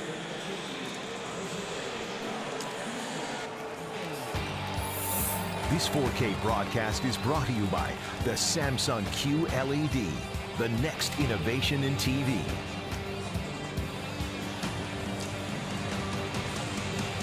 Jay Shapiro at Rogers Center, a busy place tonight. Fans picking up on all their Blue Jays gear. Jose Bautista, he has struck out and homered against Jameson Taillon.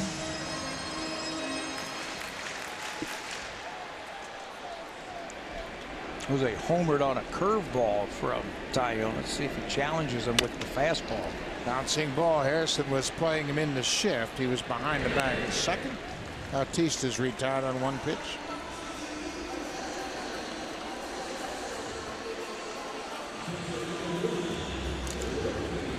Back into this bullpen is pitched fairly effectively for the Pirates. Their closer, the left-hander Felipe Rivero, his hard thrower with a good breaking ball. They have Juan Nicasio, who has been their 8th inning guy, and they have the former Blue Jay Joaquin Benoit and the newcomer George Cantos to pitch the 7th. Cantos coming over in a trade from San Francisco. Fairly strong bullpen, and there's Benoit, the former Blue Jay. Had a chance to say hi to some of his former teammates during batting practice. Wasn't here very long, but was very popular. Well, he's very effective too. Unfortunately, he got hurt in that fight with the Yankees. He injured his calf running out of the bullpen to join the melee at home plate, and that was his season. He was done for the season. Pulled a calf muscle. Very popular. Everybody came over to say hello.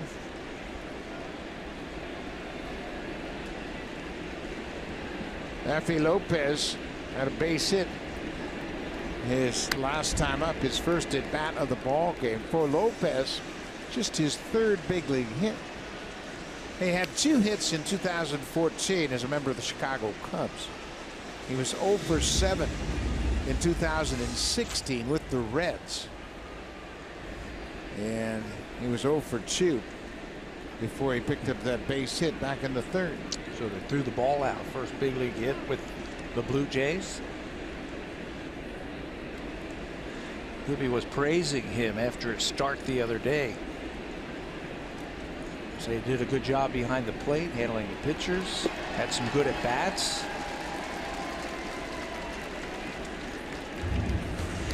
Let's check in with Hazel May. She's got an update for us. Buck just heard from the Blue Jays. Russell Martin, who left the ball game in the top of the 2nd, has been diagnosed with left oblique strain. So it's an oblique strain for Russell Martin. Buck. Boy, that is not good news, as Lopez is called out on strikes. We'll talk more about that when we come back. But Jameson Taillon, through 5, has the 4-2 lead.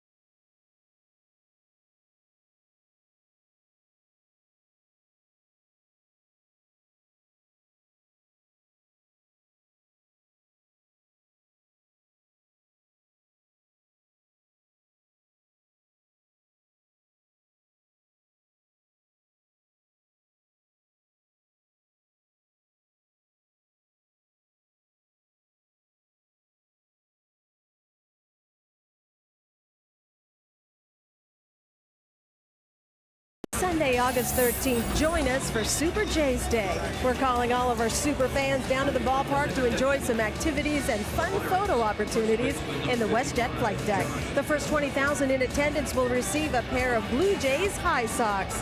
Then sit back and watch the Jays host the Pittsburgh Pirates at 1:07 p.m. Eastern. For tickets, bluejays.com. Buck. Thank you very much, Hazel. We got to get some of those high socks, Debbie. They're pretty sharp looking things. We got to have some of those sent up to the booth here. That looks like something that would look nice in the wintertime. Keep my toes warm. Marcus Stroman will work to Josh Bell, David Freese, and Gregory Polanco here in the 6th. Changeup for ball 1. Josh Bell in minor league spent 5 seasons in the minor league, had a career average of .303. So he learned to hit the minor leagues. Now he's learning how to drive the ball out of the ballpark. He's hit some tape measure jobs this year. Yeah, he's a big man. Young guy just getting his feet on the ground. 3-0 now.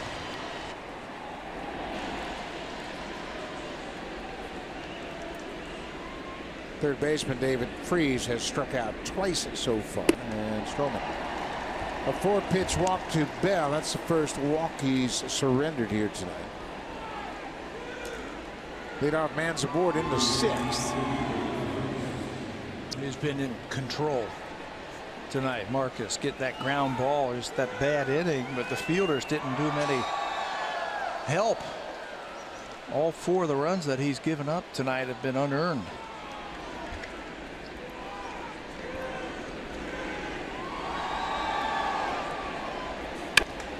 Ground ball knocked down by Refsnyder. Second for 1. Back to first, and Goins goes it over Smoke's head, and Freese will be safe at first as Bell is forced out. Refsnyder knocked it down, but still was able to stay with it to get the lead runner. And by knocking it down, it threw the timing off just a little bit. He gets the out at second, but Goins has to throw this ball flat-footed. With the runner right on him, he wasn't able to come across the bag and keep his feet underneath him. Had to throw it flat-footed, so it sails on him to get the first out. Been a rough night around the bag at second for Refsnyder and Goins. Gregory Polanco, a couple of ground outs so far tonight.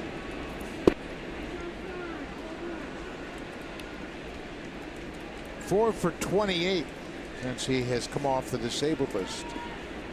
He's a big guy. You were talking about the Pirates of old being big and strong. He's big and strong. It just hasn't translated yet to home runs. Slider for a strike. Boy, again, Stroman is on his game. He's allowed just 3 hits. All the runs that have scored are unearned because of the 2 errors. You could hear Mike Everett say that's outside. And he was right. Polanco at 22 home runs last year for the Pirates. He did that in 144 games. The power is starting to come around for him. A big wild swing there as Stroman really had a lot of late movement on that sinker.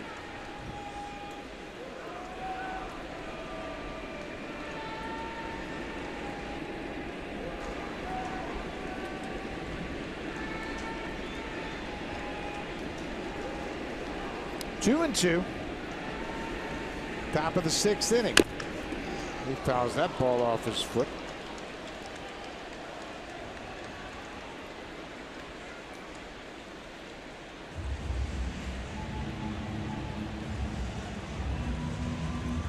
Those things hurt.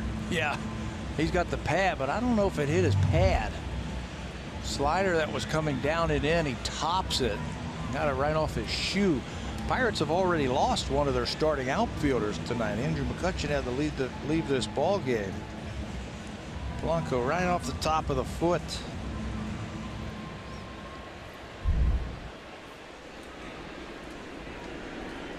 Polanco's just 25 years old. He's a big young man, 6'5", 235. This is his 4th season with the Pirates. Most home runs he hit in the minor leagues was 16. I mentioned the 22 last year. Smoke, second for 1. Goins return throw in plenty of time. Make it 26 double plays turned by the Blue Jays when Stroman's on the mound. He gets some double play balls, and Smoke at first base playing Gold Glove caliber first. Strong throw to Goins, a return throw in plenty of time, and the Blue Jays are out of the top half of the 6th.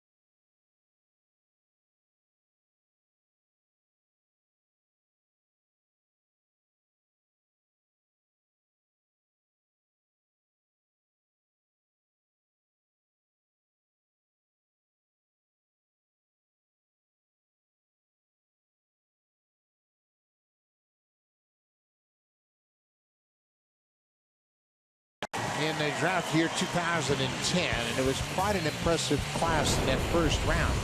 Bryce Harper of the Nationals was taken first overall. Chayón was right behind him, and then Manny Machado. Well, you couldn't go wrong picking any of those 3 guys if you had those top 3 picks. Manny Machado, all-star. Josh Donaldson hits a smash to David Freese. You know, Brown's on. Buck, it wasn't just the first 3 players in that draft. There was players all over the place. Cleveland Indians had Drew Pomeranz. Matt Harvey went number 7 overall to the Mets. Delino DeShields Jr. to the Astros. How about Chris Sale, number 13 to the White Sox that year? Yeah, it was a terrific draft year. There were a lot of good players in that. Chris Sale, a slender guy out of Florida Gulf Coast University, and people were like, well, I don't know. He's got kind of a funny delivery, and he's skinny, and he's not going to be durable. No. Blue Jays picked 11th that year. They could have had Chris Sale, but they picked Deck McGuire instead. McGuire from Georgia Tech, then Yasmani Grandal, and then Chris Sale. Smoke hits a grounder. Harrison is out in the outfield and throws Smoke out to ground ball outs very quickly here in the 6th. You can see why the Pirates are excited about Jameson Chayón. He has really done a nice job here tonight, giving up 2 runs on 4 hits. Tom Prince is the acting manager. He's sitting next to the pitching coach, Ray Searage. In case you're just joining us and wondering where Clint Hurdle is, he has taken leave from this team to attend the funeral of Don Baylor, who passed away on Monday.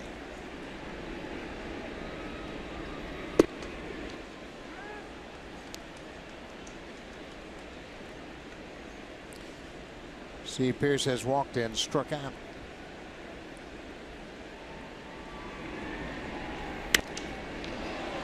Fly ball to right.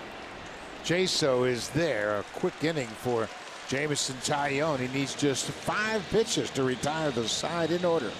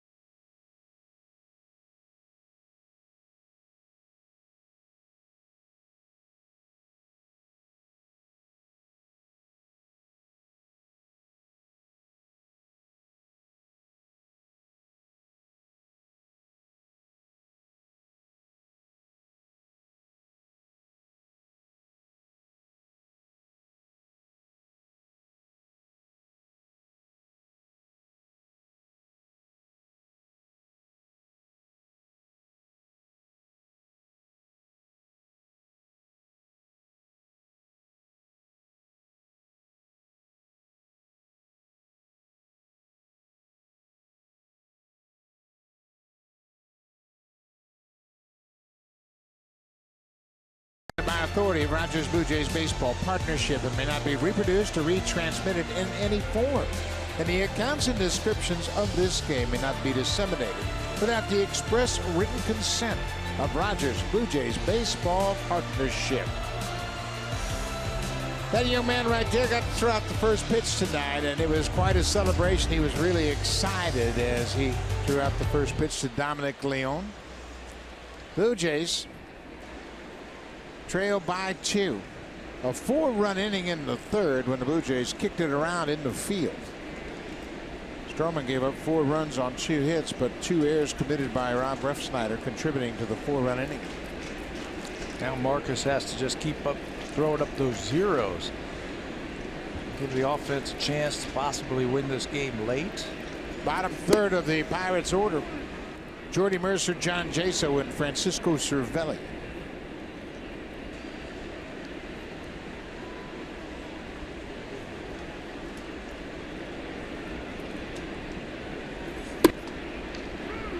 Good job by Lopez to receive that low strike.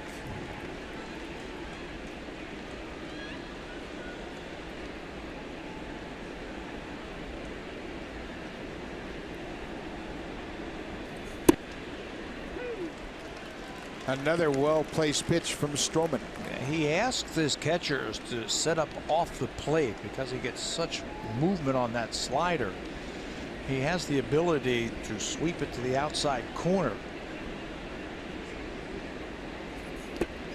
You see how Lopez presents that target to Stroman. I mean, that is really affirmative and really convincing. Hey, give it to me here. This is where I want it. So Stroman then can really zero in on that target. Just really emphasize it, and you give that target, present it with conviction. Built low to the ground so he can set up down low. Off the end of the bat. Smoke grabs it, steps on the bag. 1 away.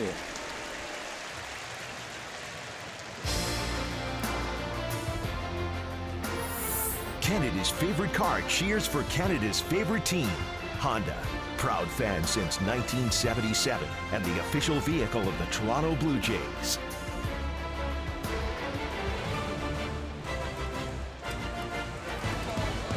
First of 3 against the Pittsburgh Pirates. A good crowd on hand here at Rogers Center. Last night, 43,212 for the series finale against the Yankees.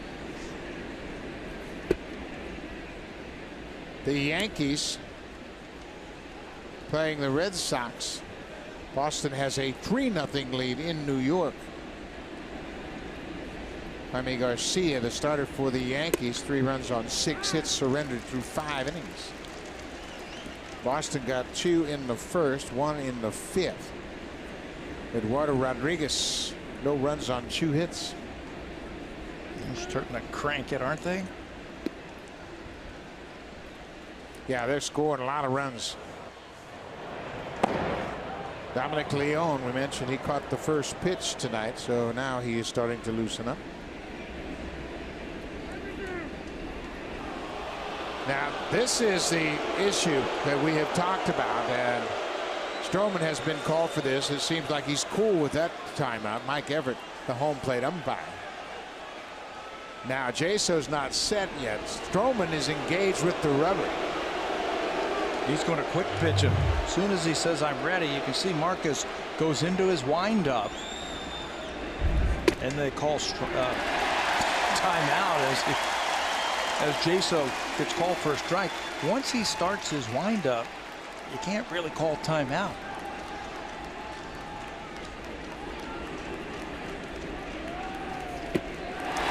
Stroman comes back with a breaking ball and strikes out Jaso. But through all of that, you know, Marcus stayed calm. He didn't come off the mound. He didn't say anything. This time he's going to shimmy shake and then freeze. And that really messes up the timing of Jaso as he strikes out for the first time. Different variations of the same windup, and there's nothing illegal about that. 3 strikeouts for Stroman. That time he went right into his motion without any movement at all. Just stepped into the pitch and threw a strike. Tremendous body control by Stroman to be able to do that. Look at, he's set already, and Cervelli better be heads up. All he has to do is ask the umpire for time. Just give me time and let me get set. 3-pitch strikeout. Stroman feeling it right now. Marcus with a 3-up, 3-down inning. A couple of strikeouts. He and Rafi Lopez got on the same page very quickly tonight. Now Carrera, Goins, and Pilar need to get something going against Jameson Taillon.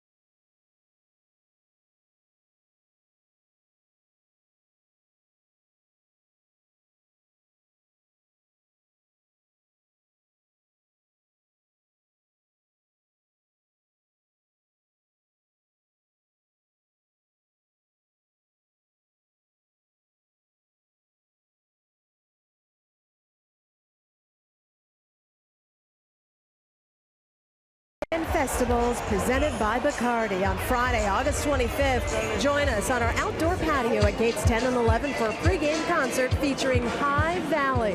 The patio opens at 4:30, so get your tickets at BlueJays.com. To the home half of the 7th now, Buck Martinez and Cut Tabler. Thank you very much, Hazel May. Fan Pittsburgh Fridays are always a lot of fun outside the ballpark. So the Blue Jays need to get something going. They got to figure out Jameson Taillon. 2 runs on 4 hits for the Jays, 4 runs on 3 hits for the Pirates. Both starters doing a terrific job. 12 in a row. Keeping the offense in check. 12 in a row set down by Taillon. He's got the feel for that curveball right now, and he's dropping it in there for strike 1. The old get me over hook.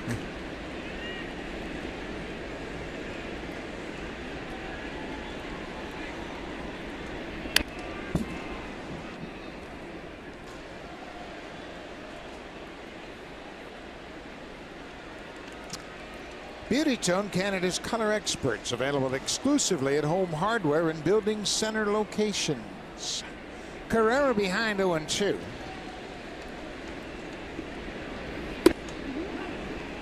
Checked his swing. Carrera has flied out and struck out in his 2 at-bats.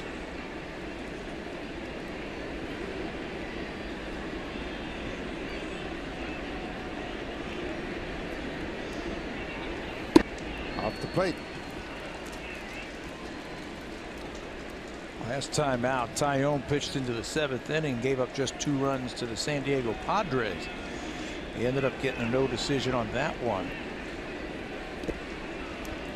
Yes, 2 runs came in the 1st inning. They got nice defensive play from Andrew McCutchen, who took a ball off the top of the fence for an out in that 1st inning. He gave up 2 runs in the 1st inning, but then settled down very effectively. That was against the Padres. Rivera drives this one to left. This ball is over the head of Frazier, off the wall. Frazier kind of drifted on it, didn't get back to the wall quickly, and Carrera drills it for a leadoff double here in the 7th. He's been swinging a hot bat, and he's been getting his share of playing time. They are playing him rather shallow. Remember his first time up, he drove a similar ball right to the wall in left field. Frazier caught that one. This time 3-2 fastball. Zeke's got some power the other way as he slices that ball off the wall. But Frazier, the left fielder, got turned around. Wasn't real sure where that ball was, and he gives up on it. It's a 2-base double for Carrera to begin the 7th. Well, you got to cash this run in. You get right back in the ball game, and you get a leadoff double. You got Goins at the plate right now. Ryan is 1 for 2. At the very least, you got to figure out a way to get him to 3rd base.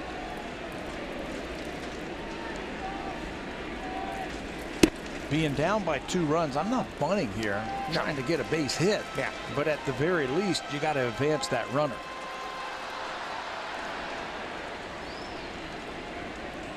Goins had a base hit with a runner in scoring position his first time up. Had a single to center that came on a 2-strike pitch. Now it's 2-0.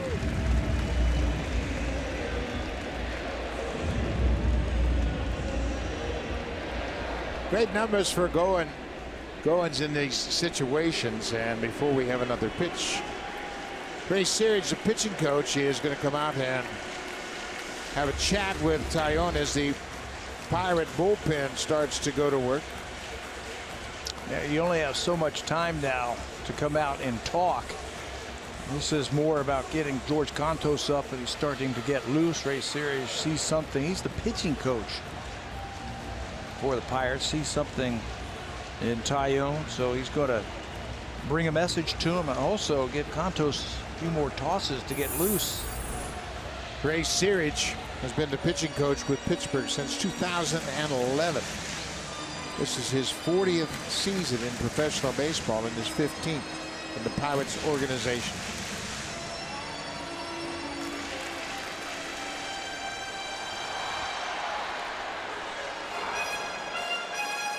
George Contos just acquired from the San Francisco Giants. 2-0. Now it's strike, down and away, right at the corner.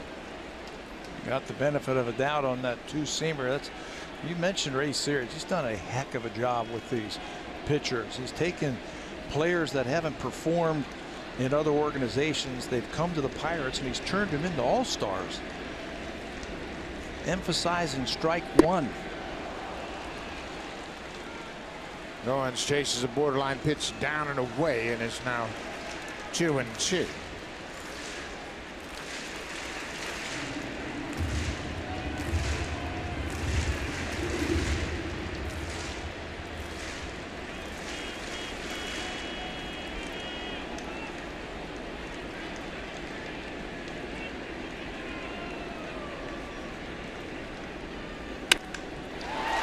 Up the middle, base hit.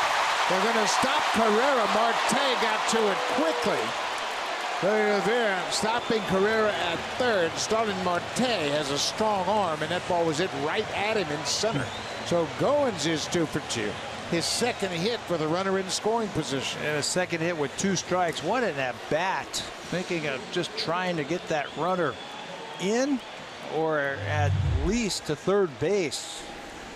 There's the shortstop who backs off, and Goins hits it right where he was standing. Mercer can't come up with it. Marte charges and holds the runner. You're down by a couple of runs. You can't run into any outs. So the Blue Jays play it very conservatively, and that's going to knock Taillon out of the ball game. Tom Prince is the acting manager. He has just told the home plate umpire it's going to be George Cantos, the right-hander. Jameson Taillon, a terrific effort. He pitches into the 7th inning tonight. He hands the ball off. He's responsible for the runners on base. George Cantos, just acquired from the San Francisco Giants. Cantos will make his 53rd appearance of the season. He's a slider specialist.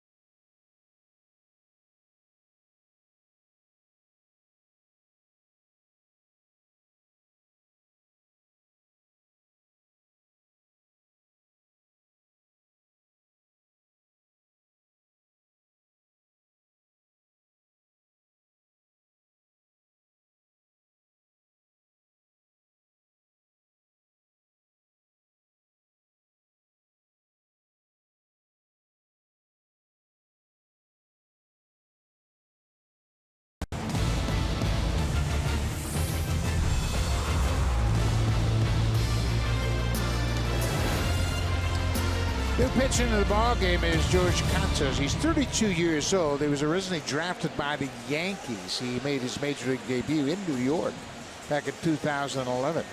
He has bounced around. He spent 6 years in the San Francisco Giants bullpen. 15-14 record in 300 games. Just claimed off waivers on August the 5th. He has retired each of his 6 batters faced in his first 2 games with Pittsburgh. Sinker, slider, cutter is what he has. Taillon, what a job he did pitching into the 7th inning. Terrific outing for Taillon. Carrera had a leadoff double. Goins with his second single of the night. First and third, nobody out. Kevin Pillar.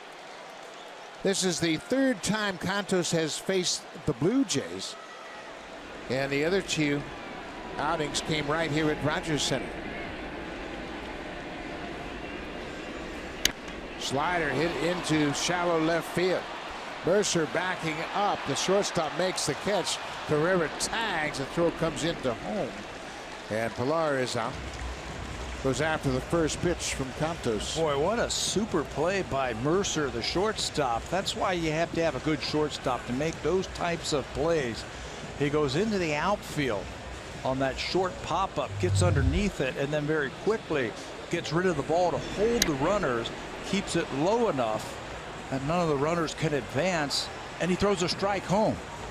360, look at that. A seed right to the catcher to hold the runners. Yeah, and he knew the situation. Obviously, Carrera's going to tag and watch the play unfold. So now, Rob Refsnyder, number 9 hitter, has struck out twice.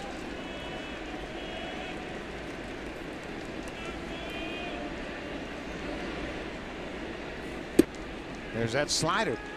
The Pirates haven't had that type of pitcher out of their bullpen for a while. They really like the way he fits into this bullpen. That slider pitcher, sinker slider, he can get some ground ball outs. He can cut the ball. He can't throw the ball straight. That's the whole idea, and that's what they're looking for right now, is something on the ground.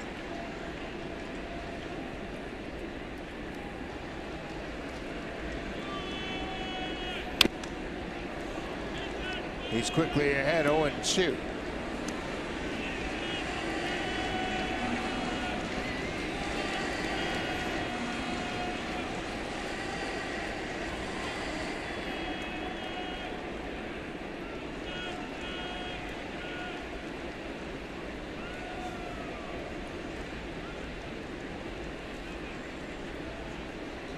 One out, runners at the corners. Blue Jays down by a couple.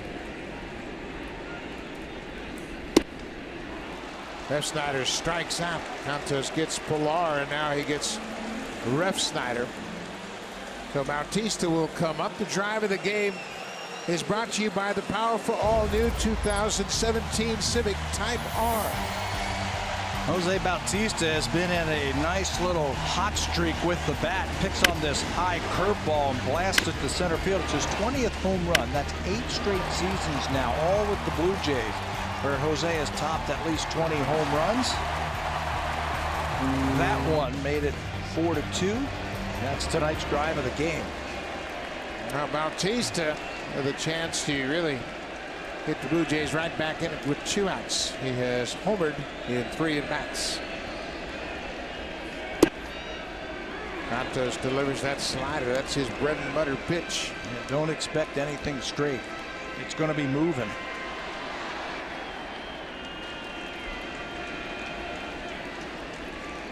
Works quickly. Very competitive. He's throwing some tough pitches here.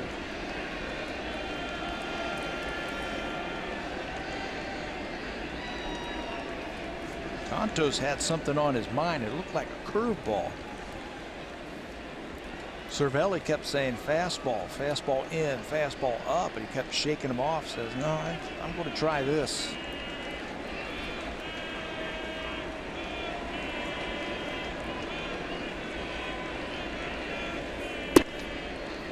Back to the slider.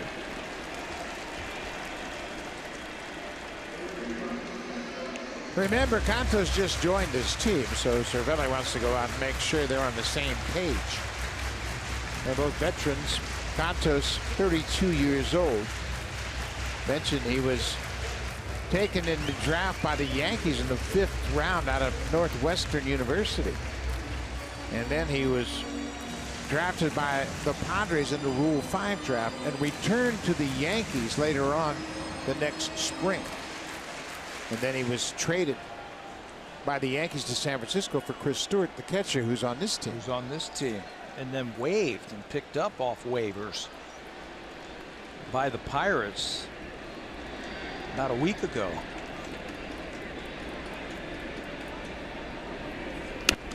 Oh, Bautista got a hanger. That ball backed up a little bit, and he had a good cut at it.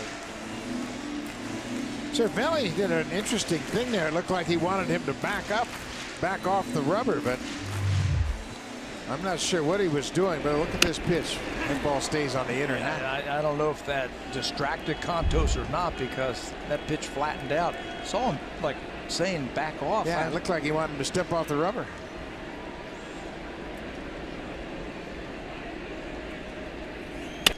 Bautista hits it on the ground. Mercer flips to second.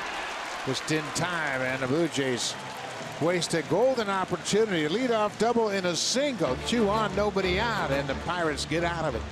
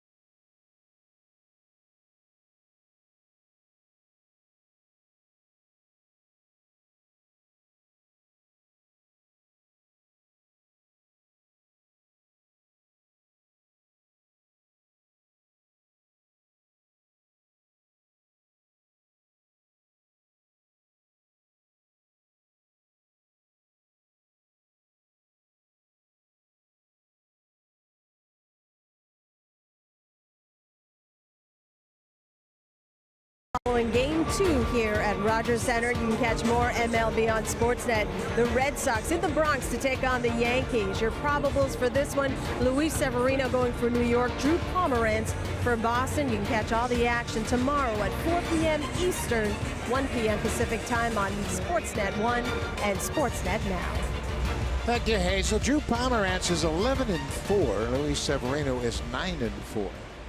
The Boston Red Sox have a 3-0 lead over the Yankees in the Bronx. New York has just 2 hits.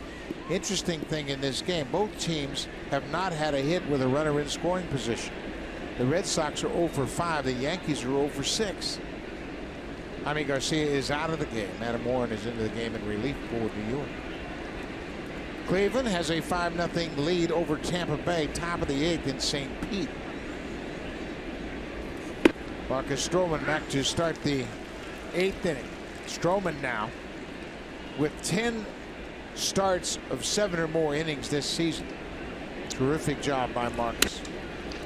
There's a base hit. Frazier with a leadoff single here in the 8th.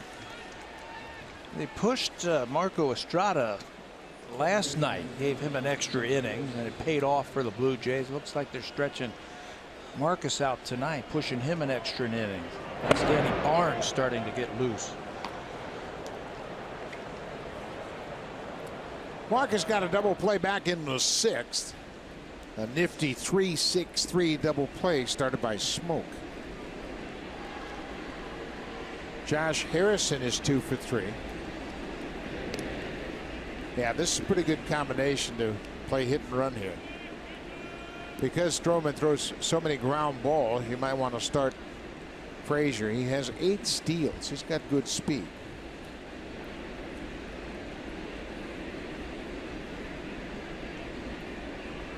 Not running. Foul back. Anything to keep the pressure on, right? Get that extra add-on run.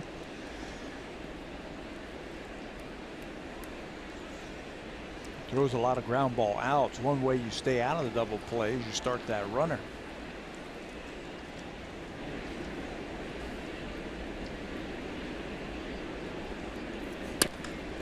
Liner, Goins grabs it, and Harrison is retired. A soft line drive to short. I like how they're pushing Marcus Stroman, giving him an extra inning. He started this inning with 104 pitches. John Gibbons knows that this is his guy right here. Got to give him an opportunity to try and win this ball game. Marcus threw 118 pitches last time out in 6 2/3. That's just one off his season high. His career high, that happened back on the 28th of June against the Orioles. He threw 119 pitches.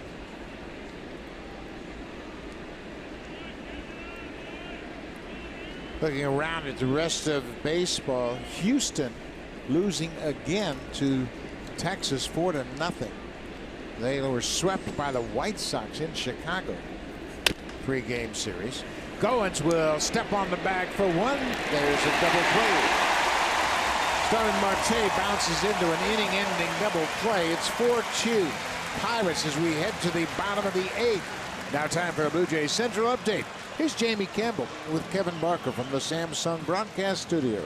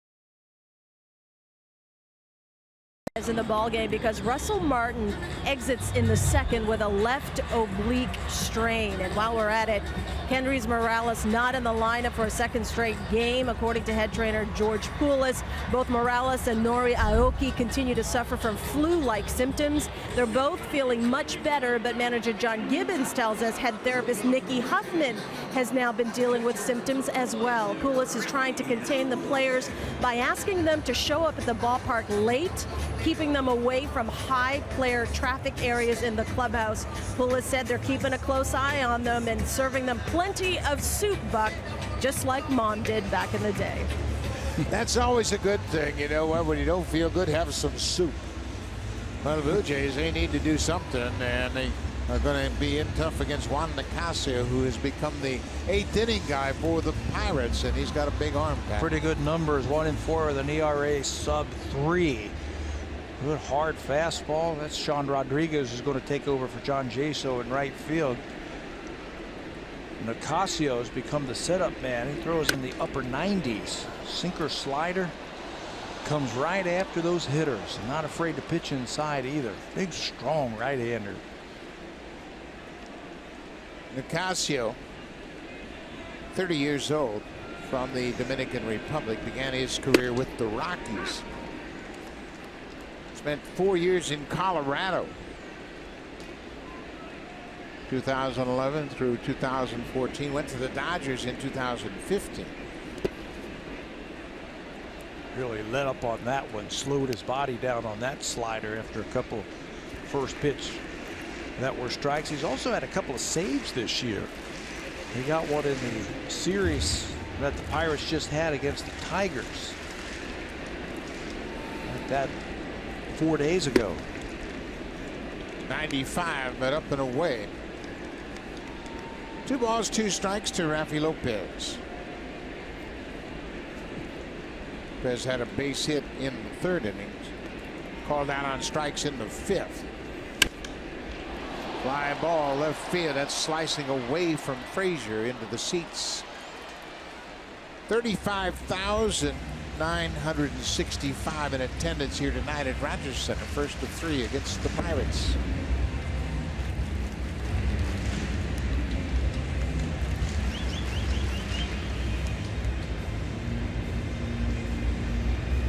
What a job by Marcus Stroman today. 8 innings. Blue Jays need to score him some runs.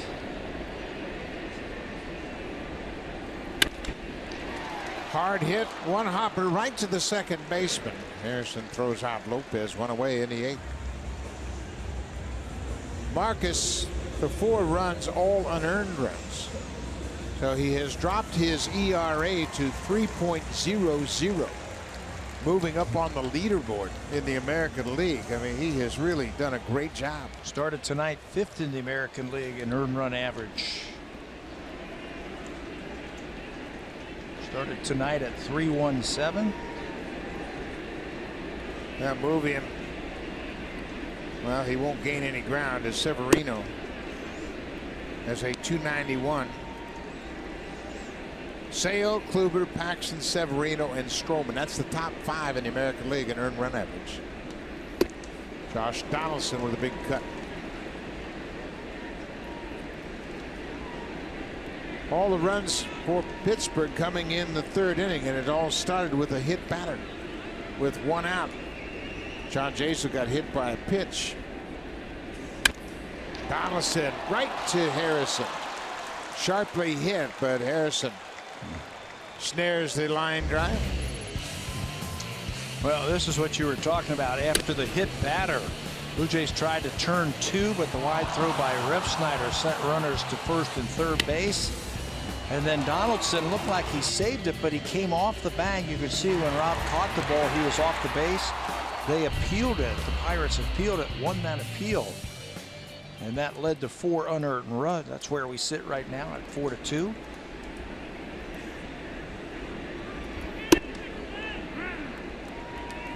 Justin Smoke is 1 for 3. He scored the first Blue Jay run in the 2nd. Sac fly by Kevin Pillar knocked him home.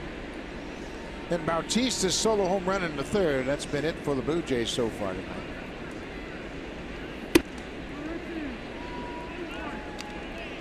No question what they want to do to Smoke with that big fastball, try to tie him up inside.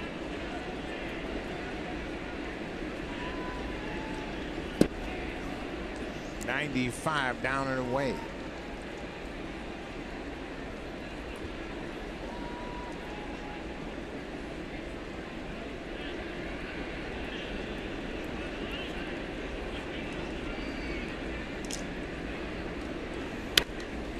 They got that fastball inside all three of those pitches.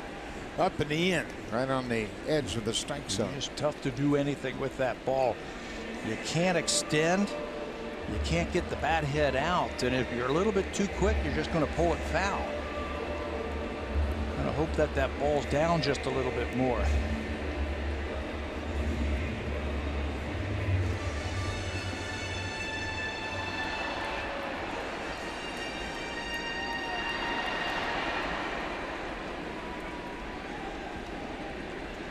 Danny Barnes now waiting, just waiting for the call. There's a base hit for Smoke. He stayed on that outside pitch and crosses up the shift. Second hit of the night for Smoke.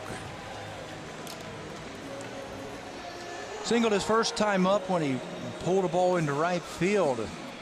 And if you're going to play him to pull, you would think you'd want to try and pitch him inside, but the Pirates go back outside, and Justin's going to cross up the shift right off the end of the bat. Nobody at third base. I'll take 1,000 of those, please. That'll straighten out the defense. Steve Pearce. Pearce over 2 with a walk.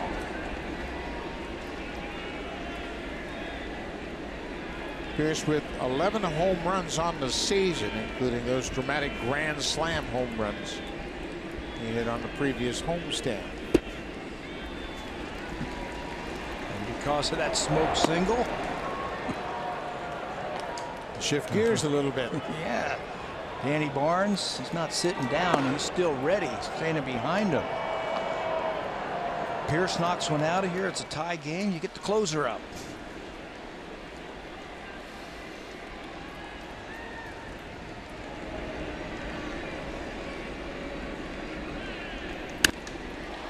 High fly ball into center. Marte over into a little bit of right center, but Pearce flies out to end the inning. Nicasio gives up a 2-out single and nothing more. Danny Barnes coming into the game to start the 9th inning with the Blue Jays trailing 4-2.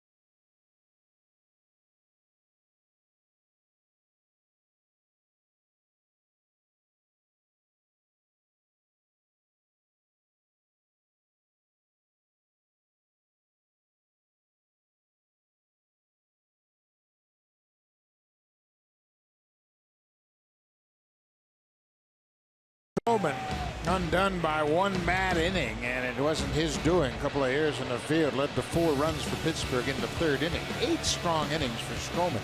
109 pitches. He allowed just 4 hits, a walk, 4 strikeouts, and boy, he did a terrific job. Got 2 more double plays turned behind him, and now he turns things over to Danny Barnes to start the 9th. 14 ground ball outs on my count for Marcus. He had it working, at that sinker working. He'll turn it over to Danny Barnes for the 41st time this season. Danny's done a good job coming out of that pen. Lefties hitting under 200 against Barnes. That's that effect of his changeup.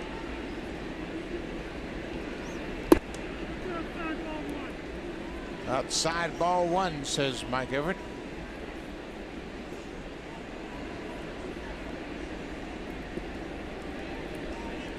Josh Bell has an RBI with a sac fly. He just looks dangerous, doesn't he? Switch hitter with some power. I told you he can hit too. 300 average in the minor leagues for 5 seasons. Remember when you were coming through the minors and every time you played one of the Pirates minor league teams, they all had a bunch of big guys that could hit? No matter what level it was, they were always emphasizing hitters. They've always had great hitters throughout their system. You go to a minor league team, say the Pittsburgh Pirates, they look like clones of the big league team. We shared a Pirate City complex with them one year in an instructional league when I was in the minor leagues with the Yankees, as Danny Barnes takes care of Josh Bell pretty quickly. And you're right, it was almost like we were rooming with football players because they were so big and athletic. Pirates have always had the great young players coming up. Of course, they've always done a terrific job in Latin America over the course of their history. Some great Latin American players going through the Pirate system. Danny Barnes got a little extra giddy up on his fastball. Beats David Freese with that first pitch. His last appearance was just a couple of days ago against the Yankees. 2/3 of an inning with a strikeout.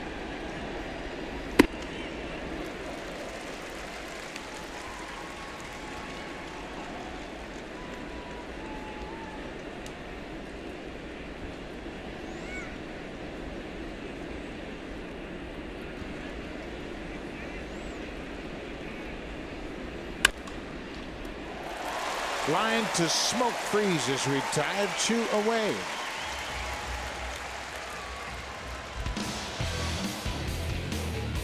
Hit a home run with any project this season.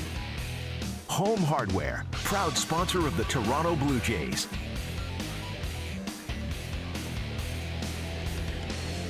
Felipe Rivera, the closer for the Pirates, up and throwing for Pittsburgh.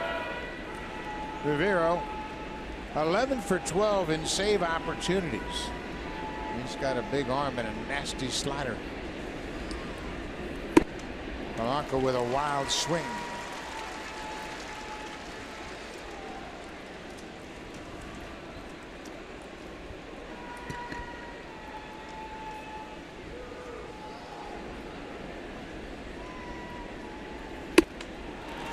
Stay up there. And he's got that ability to pitch in the upper parts of the strike zone with that fastball, and he's blown a couple of them by Polanco. Don't even give him a chance by throwing them a changeup here. Stay up there. John Gibbons looking at the possibilities, and he throws him another fastball. And Danny Barnes makes quick work of the Pirates in the 9th. 11 pitches. He retires the side in order with a couple of strikeouts.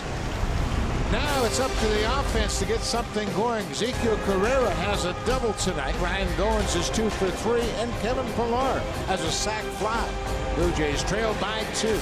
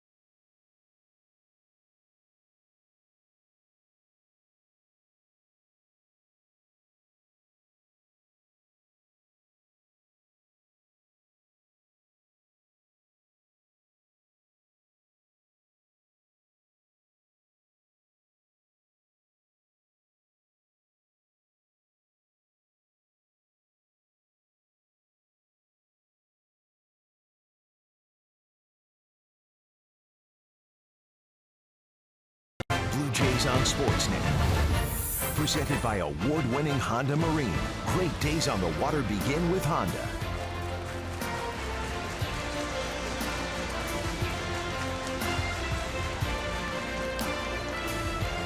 Welcome back to the ballpark. It's the bottom of the ninth inning. The Blue Jays trail 4-2. A new pitcher into the ballgame is the closer for the Pirates, Felipe Rivero.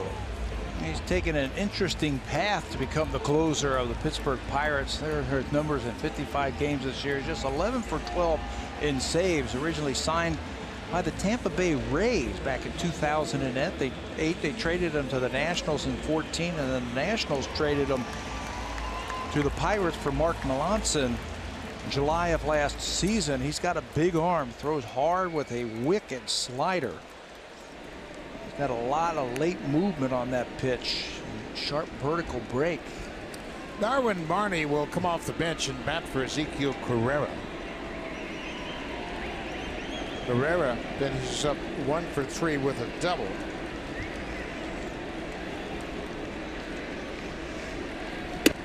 First pitch strike from Rivero. Barney as a pinch hitter, 3 for 10. Batting .230 on the season.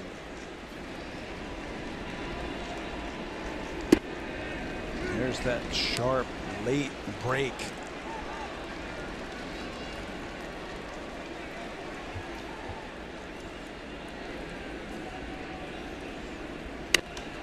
Fastball popped up. Bell giving it a look, but he'll run out of room. Just a couple of rows back out of play.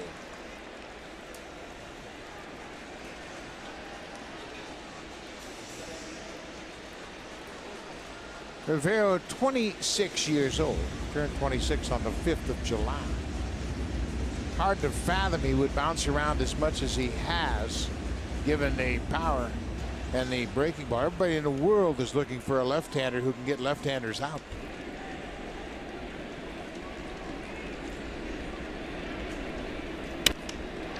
Barney loops it into right. Sean Rodriguez is there. He was playing shallow and makes the first play of the ninth. With 1 out, now time for a preview of what's coming up on Sportsnet Central. Here's Brendan Dunlop and Ken Reed.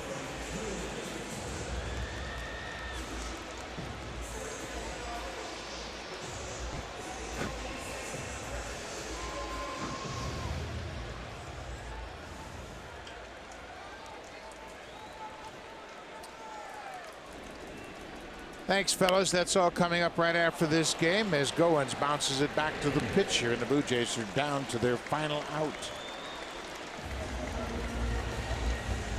Rivera comes right at you. He's got that 3/4 arm slot delivering the ball. I think that's where he gets a lot of his movement on his pitches. When he comes in and throws strikes, he doesn't mess around. Kevin Pillar is 0 for 2. He had a sac fly in the second. He drove in the first Blue Jay run.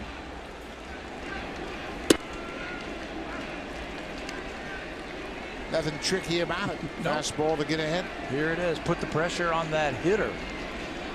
By pumping that 96. Then you drop down to 86. Good changeup. He's had 41 strikeouts in his last 28 appearances. Looks like he's going to go right back to it. Those 28 appearances, 31 2/3 innings, 41 punch-outs.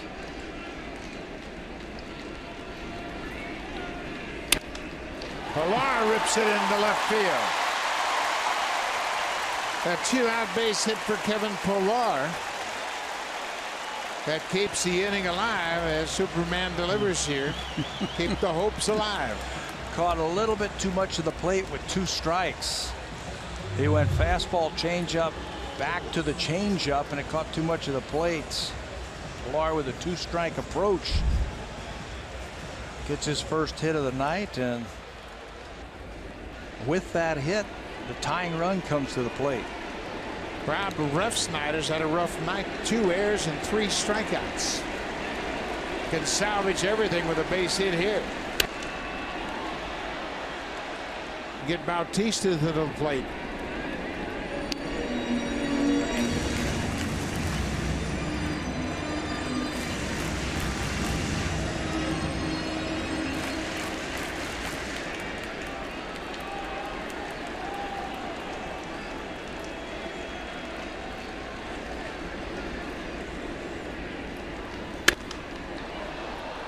0-2. 98.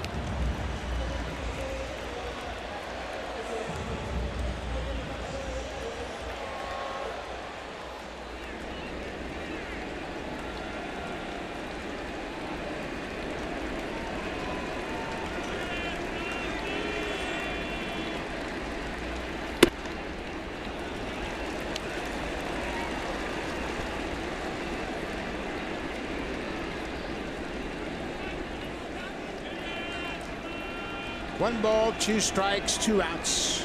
Refsnyder trying to keep things alive here in the 9th.